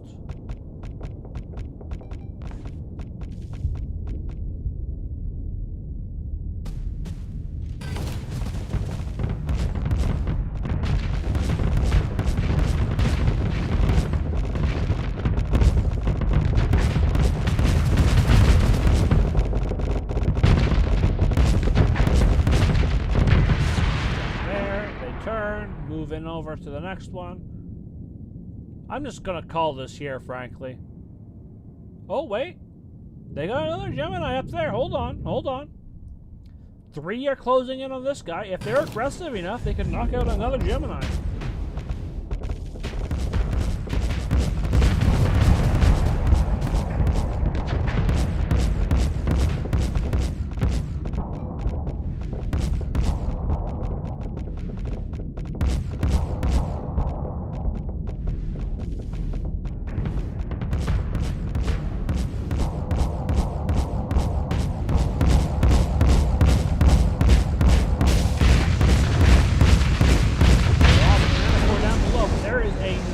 Gemini down.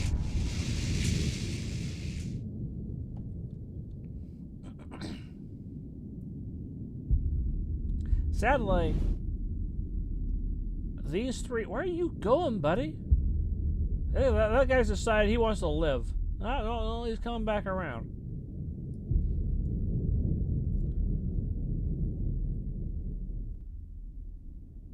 If they pushed around, they could possibly take out another Gemini or two.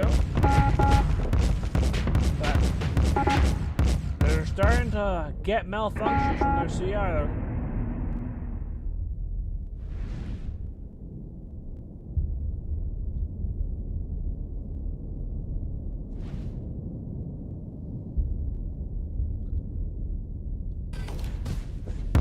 They need to stick together, and they're not.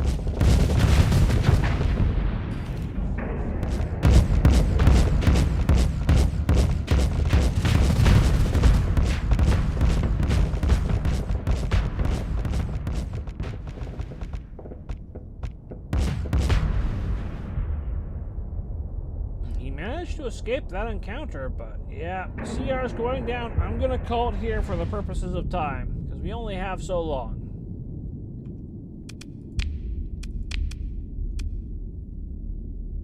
Mjolnirs lose to Revenge of the Warthogs. Which brings us to the AM Blasters versus... I'm forgetting what these guys' weapons are. The Heavy Blasters. Blaster versus Blaster. I really support the AM Blasters here. You might be able to tell from the meme I put up starting this, but Scarabs, AM Blasters, oh, that's close to my heart. Good luck, buddy. You can do it.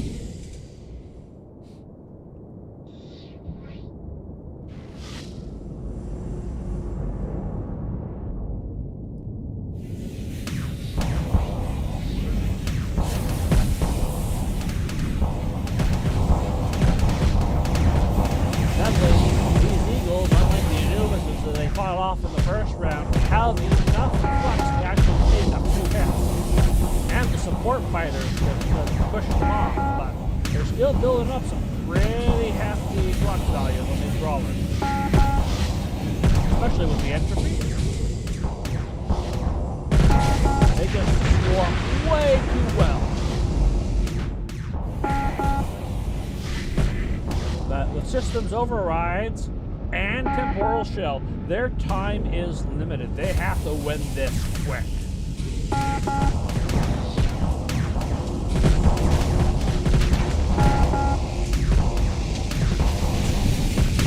Gotta be even more aggressive. Those 2 more brawlers. Oh, let's crack that into that.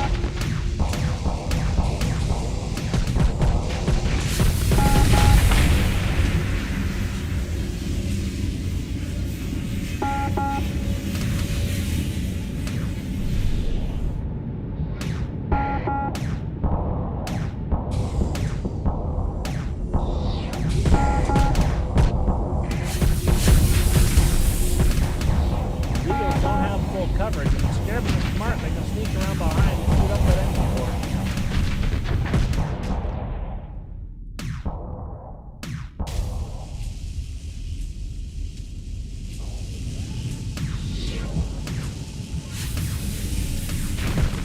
Ooh, 2 good hits on that Afflictor, and down it goes. It basically, it got its wits back together, put in a blast in. Oh, triple hit!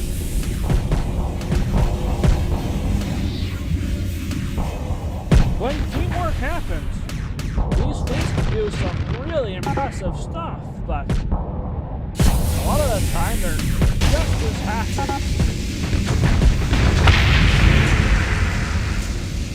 Oh, we lost the Scarab, but that was just to the reactor detonating.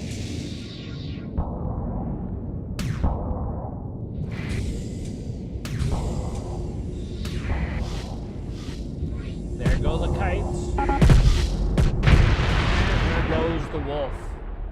AM Blasters move on to the next round with a very solid performance. A little bit tougher than their first round, but that's what you get in the second tier.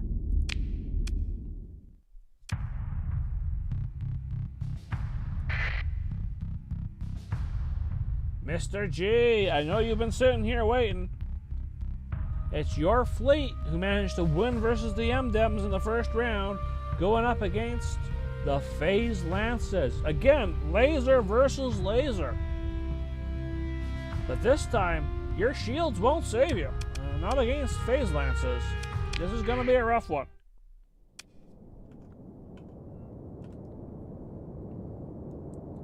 The Medusas warp forward. Phase Lances in their scattering, going into their chevron. Falling back as the first pressure comes from the Medusa's point defense lasers. Point defense lasers, tactical lasers, there we go. Look at all those green beams converging. But at 3 times speed, the Anubis can outvent it. Barely fire in return though, they don't have much range.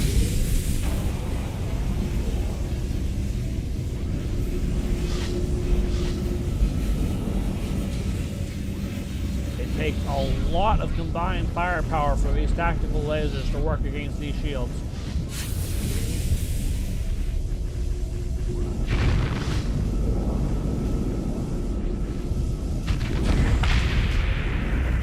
There goes the first Medusa.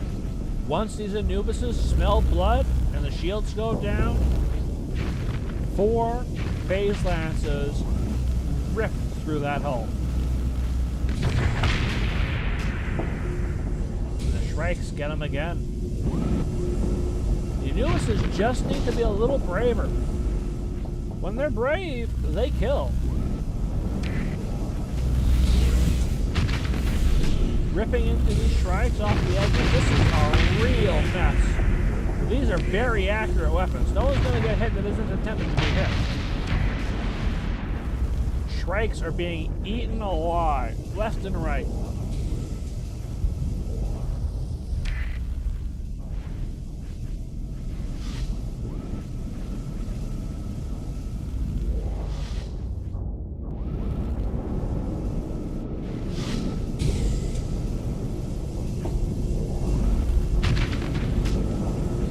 One brief moment of shields going down and that's Medusa using some hull hits. And it's gone. That poor brawler. It's not going to get any credit for that kill. That phase shift can get out of the way.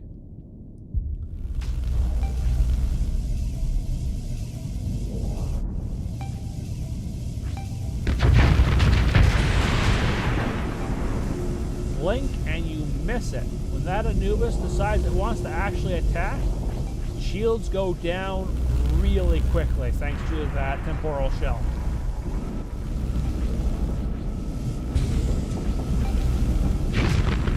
It's just got to get in there and click the button and boom.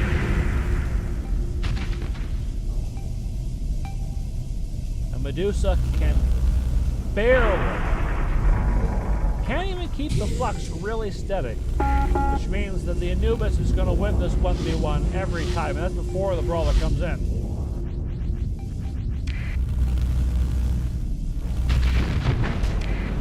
And once it's the Anubis is through the shields, wow.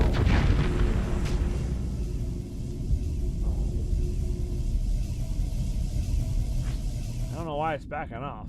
Respects it way too much.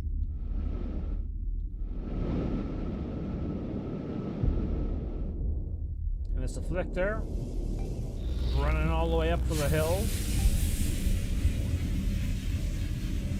doing its best, but all its best can do right now is kite.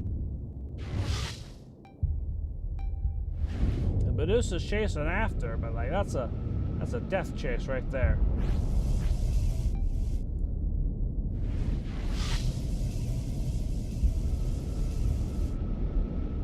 Doesn't look like the Medusa can even get through the shields of a brawler. It can out-CR it, but it can't out-CR this entire fleet, I don't think. Especially when they turn, I'll take notice.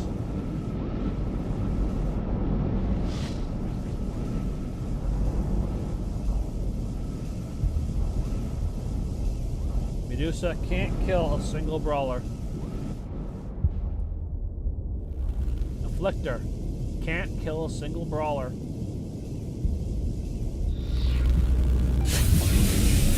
I don't think the brawler can kill the Afflictor either. The Afflictor's gonna have to die from CR death, but I'm gonna speed up time here. Camping out in the middle of the field, the newest doesn't want to move in. It's not even drifting. They're just staying seated in the middle of the field.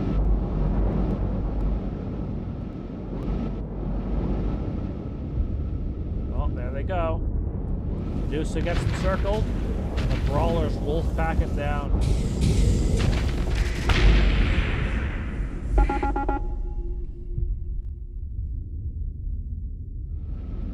You know, you won in the first round, Mr. G, but the second proved a little too fierce competition.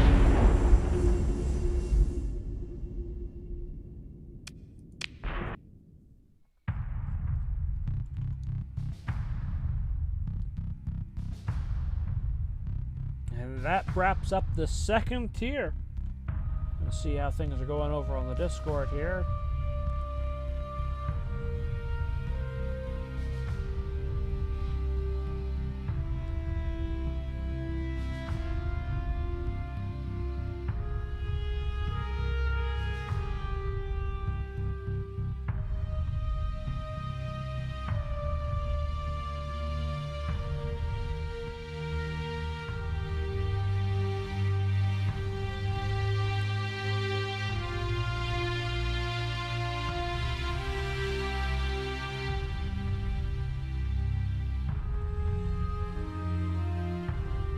Just gotta set up the next one, which is going to be the Warthogs with Tranquility.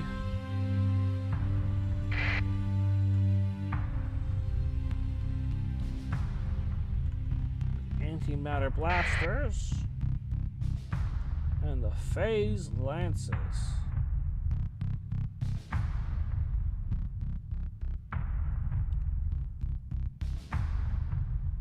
And the Thunders, of course.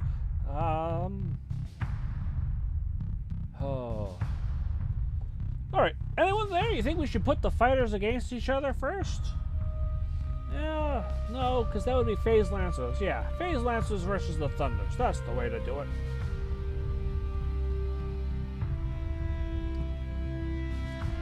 That's who deserves to go. Phase Lancers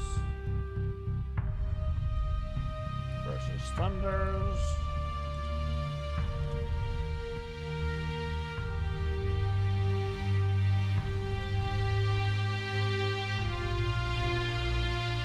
Warthogs versus the Antimatter Blasters. This is looking like it's going to be a carrier win here. Sad in some ways, expected in others. Even the point defense fleet couldn't manage to eke out a win.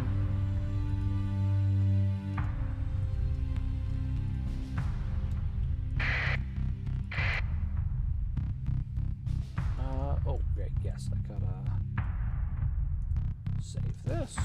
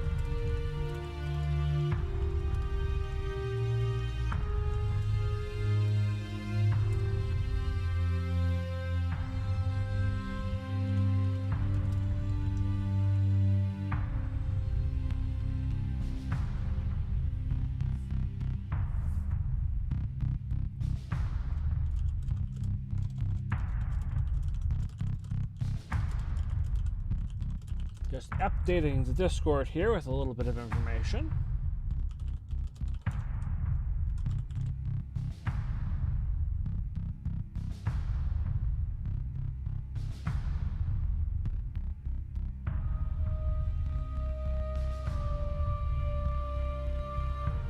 But okay, let's get started with the Phase Lances versus the Thunders.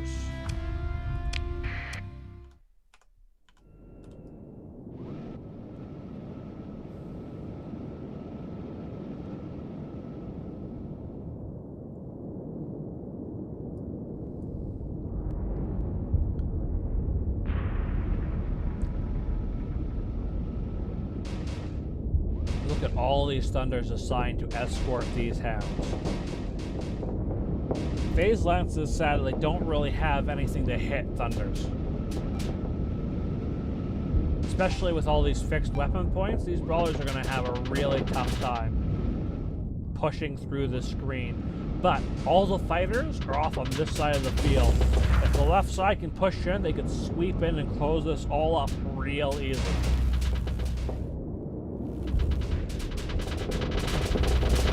Even the Anubis can't point its Phase Lances in the right direction quick enough to hit these Thunders.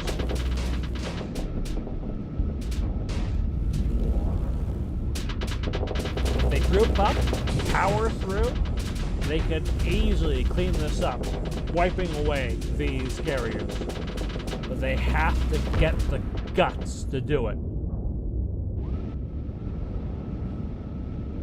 It's an open shot. There is nothing between this Anubis. The carriers are even closing in. They've got nothing.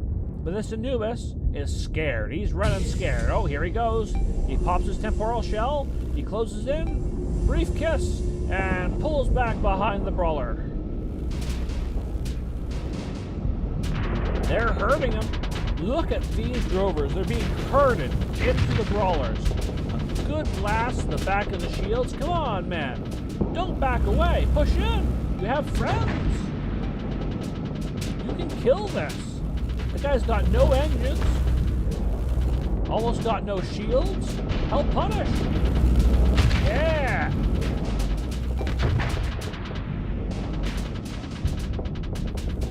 This matchup has very high RNG based on whether or not the Phase Lances can close the distance with these carriers.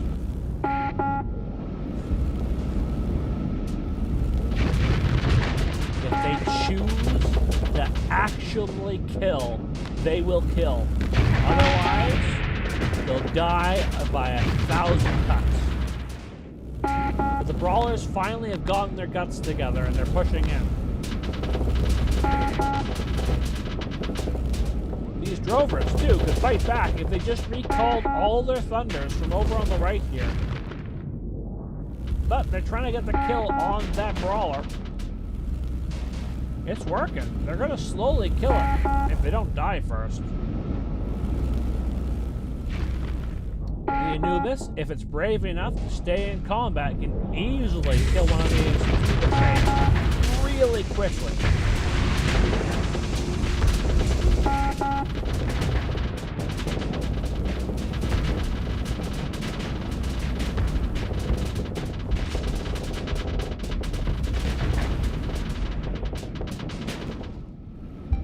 But the Anubis has proven to be very cowardly throughout a lot of this. It only strikes very, very briefly, even if it would win the extended engagement. Which, I mean, fair enough, the Anubis is very much a hit-and-run sort of ship. But it needs to do more hitting. It needs to run up and hit, and then it can run away. Like this. Go, buddy. You were open for so long, so free. There's another drover on the right, done and dusted. Brawlers are putting in good work. The Thunders are doing their best to disable brawler engines, but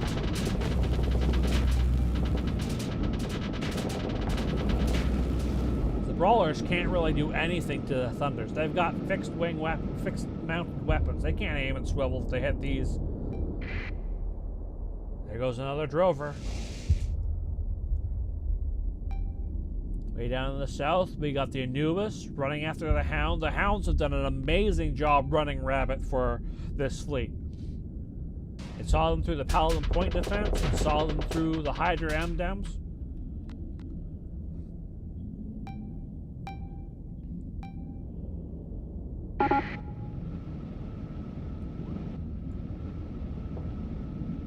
The Anubises are starting to see malfunctions. If the Drovers can keep this up, they might be able to pull off a CR win, but they are way too battered and way too few in number at this point. There's no way they pull this through.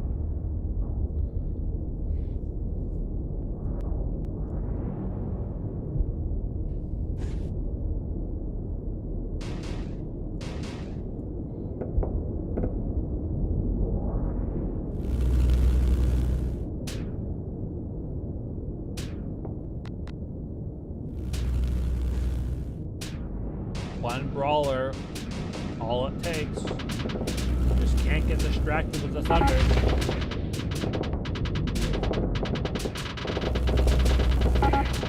And the Thunders are doing their best to be very distracting.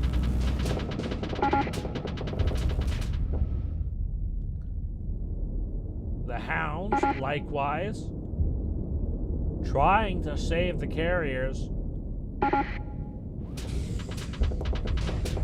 That Anubis pops his temporal shell, sits there for a few seconds, it finally closes in, and then it stops again. It's lost 2 of its engines to malfunctions.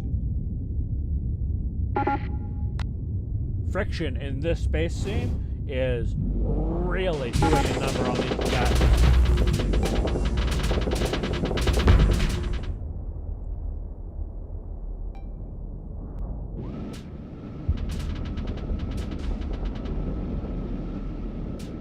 One wing of Thunders does a decent enough job, but those Thunders just retreated from the battlefield because their carrier is dead. Their host carrier died some time ago. They got close enough to the edge to leave. I don't even know that's permitted. Like, geez.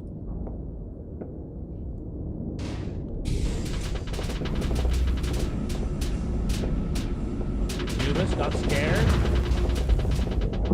It's got so much CR though. This Anubis alone could clean up this entire battlefield if it got brave.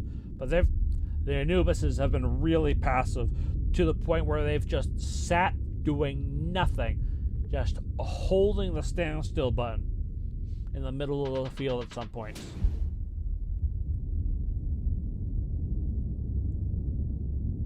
Still chasing the Hound, but because this is 2 size categories up, this Hound can't waste the Anubis' CR.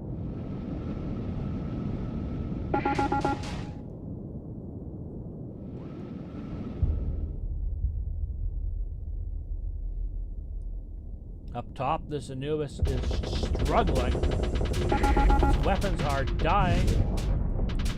His engines are going out. He's spending too much time trying to kill these Thunders. There goes down the Hound to the south. Finally got his engines popped. If this Anubis stopped trying to fight these Thunders, it could kill that Drover and be rid of the Thunders entirely. Instead, it popped its temporal shell, draining its own CR even faster. Burning with 1 engine, it's killed enough Thunders, it feels safer now. But it's run out of engines. Another Hound goes down.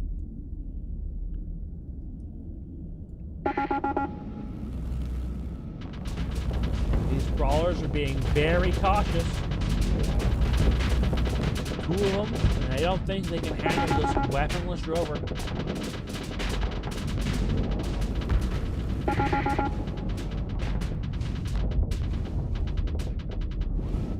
They respect this way too much, and they're going to pay for it by losing the rest of their CR.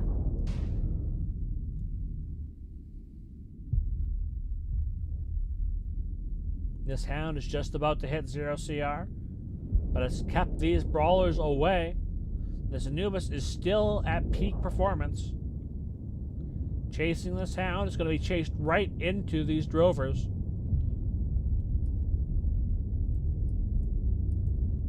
Come on, get the kill. You see it? You activate the temporal shell. You accelerate in. There go the lances. Oh! He tasted blood. He saw it. Now he's spending too much time trying to fight these thunders. Ion hits, ruins all his weapons. And he backs off. Occasionally, they just line up the god shots and take out 3 thunders. Like, props to you, buddy. But, like, you gotta kill that carrier. And the hound isn't a bad get either. Now those fighters, those thunder interceptors, are gonna be pounding you instead of protecting the hound. The ion cannon, you ain't got 1 or 2 weapons, but you gotta focus them on the carrier.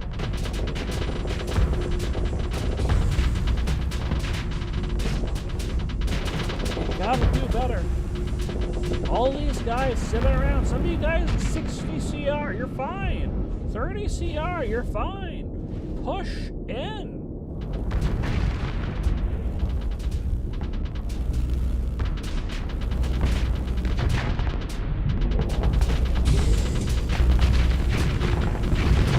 He was finally sees enough blood in the water to press the kill button. It is respecting this thunder way too much.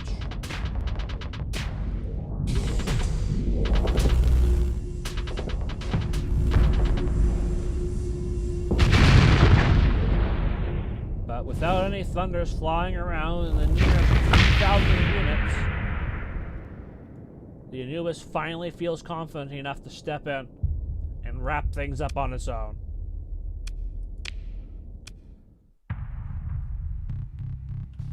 Which brings us to Gemini versus Antimatter Blaster.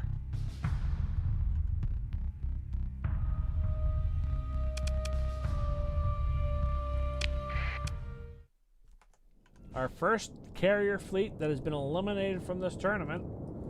Let's see if the second one follows suit.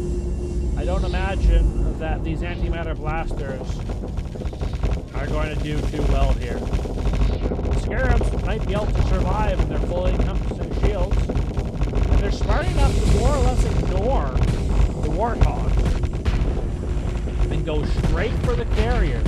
This is unprecedented. Look at this! They're not wasting their shots, they're limited ammunition.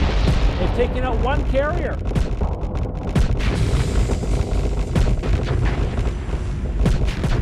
Taking out 2 carriers. 3 carriers. Gives them enough room to breathe over here. Most of the fighters are caught shooting these bubble shields. Another carrier down.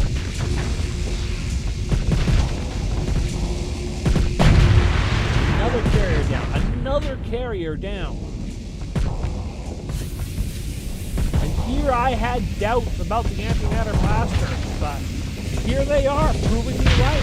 They are aggressive enough. The AI loves the Antimatter Blaster. Look at that go.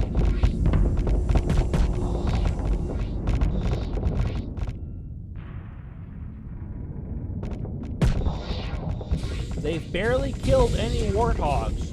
But that doesn't matter. The Warthogs on the field are few and far between simply because their carriers are dead. If they can get out of this kerfluff at focusing these Warthogs and close in on the last 3 carriers, this is over. But the Scarabs are getting distracted. If the carrier drifts close enough, they might be able to break out of this death circle, refocus their attentions. Oh, the Afflictor saw it. Come on, fire 1 more. You got it. You put in the entry. Yeah, there's the kill. 2 more carriers remain. And that means that many less fighters.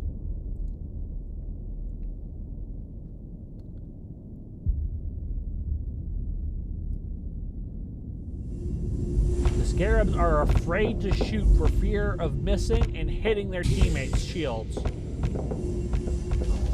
And they don't want to waste their limited antimatter blaster ammo. It's not really limited, I don't think. Pretty sure that regens very, very slowly. Maybe not. Still, they're engaging with the Warthogs, but they're not doing anything. They're running out of CR really quickly, too. I swear, if the Warthogs win this based off of CR, their CR is starting to drop, but...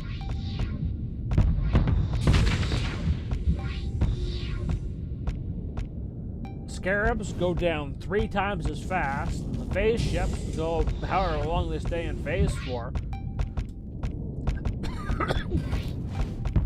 This is all about RNG. Whenever these ships decide they want to take out the carriers, they'll just go and take out the carriers. But if it takes them too long, that's it.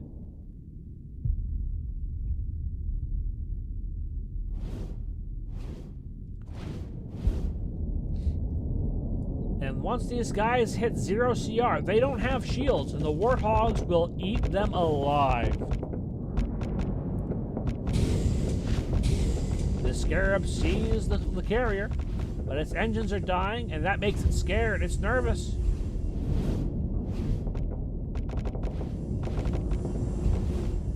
Engines burning out one after another. It's just got one piddly engine left.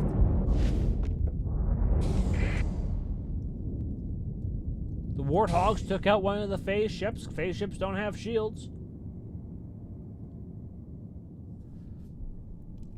If these Scarabs just go and take on these Geminis, that's it.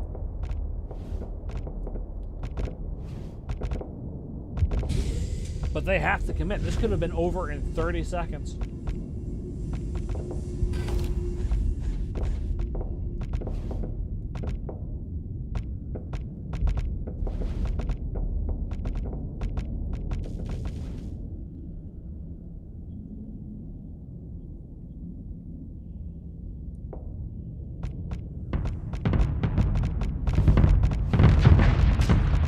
Afflictors, 0 CR, easy pickings for the Warthogs. There goes a Scarab. This is the first Scarab. I don't know that the Scarabs can get to the Geminis anymore. I don't know if they have enough combat readiness. They've spent too long.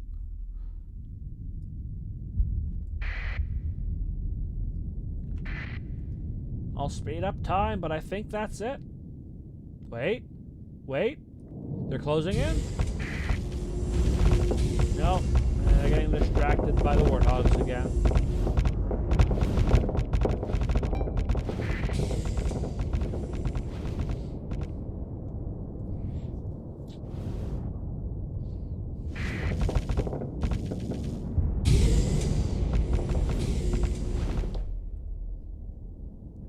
This has depressed me.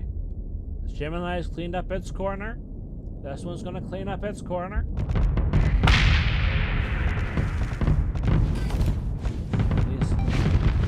These Scarabs just turned and drove right at this Gemini, they could kill it before they die. Instead, they're food for the boars.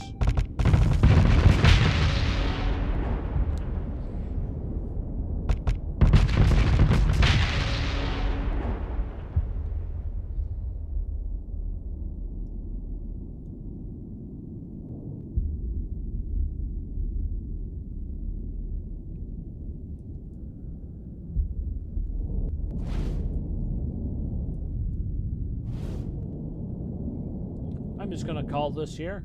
There's nothing they can do.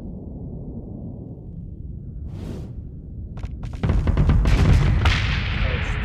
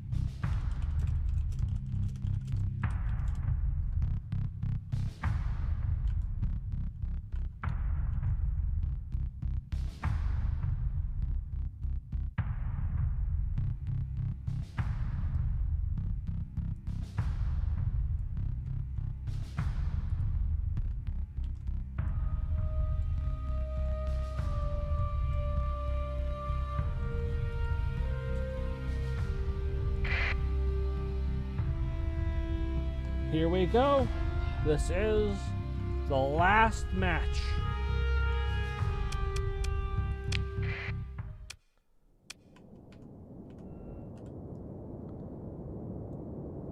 Phase Lances versus Warthogs.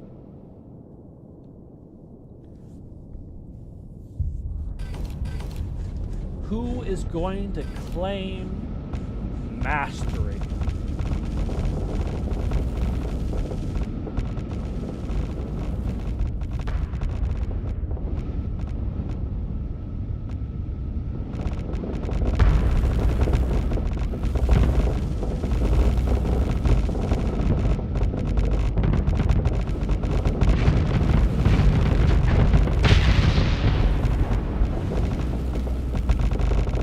Sadly, these brawlers don't have full shield coverage, so they can be eaten from behind with the mortars and absolutely demolished. They do not have the survivability the Scarabs did. These two have caught a Gemini out. You just have to have the confidence to finish the job. One more blast. Come on, shoot. You know you want to. Fire! That's one Gemini down somewhere else. And there's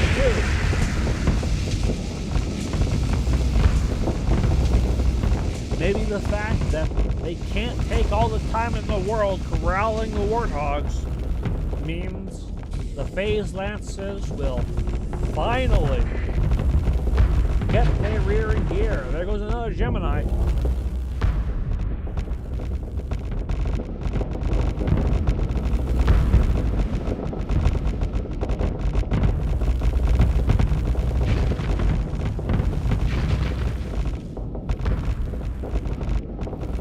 Brawlers are basically ignoring these Warthogs. Doing a bad job at aiming, but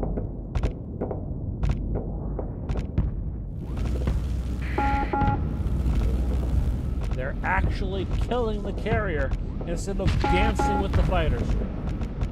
It is truly an early Christmas miracle. Sorry, Jolly.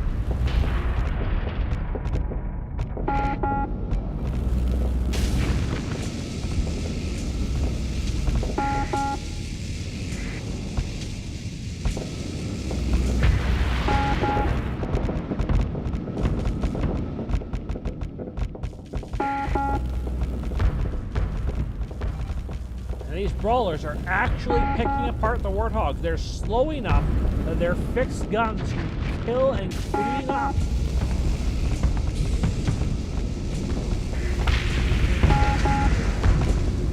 Gemini here in the middle of its toast. There's very few remaining.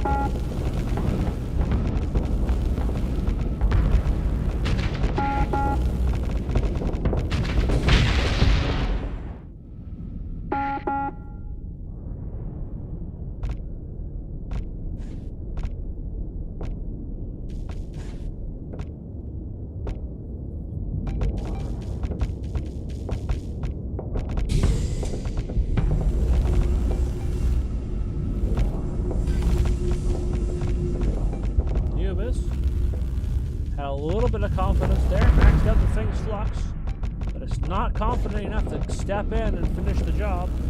This brawler, meanwhile, is distracting all the Warthogs. The Anubis just has to go in, fire twice, and it's done. Instead, it's backing off. Perfectly capable of killing. It's locking onto this one. This is its original target. Is it going to go do the job right this time? Gets in right close. Almost shield touching. It's pushing its companions away without actually helping.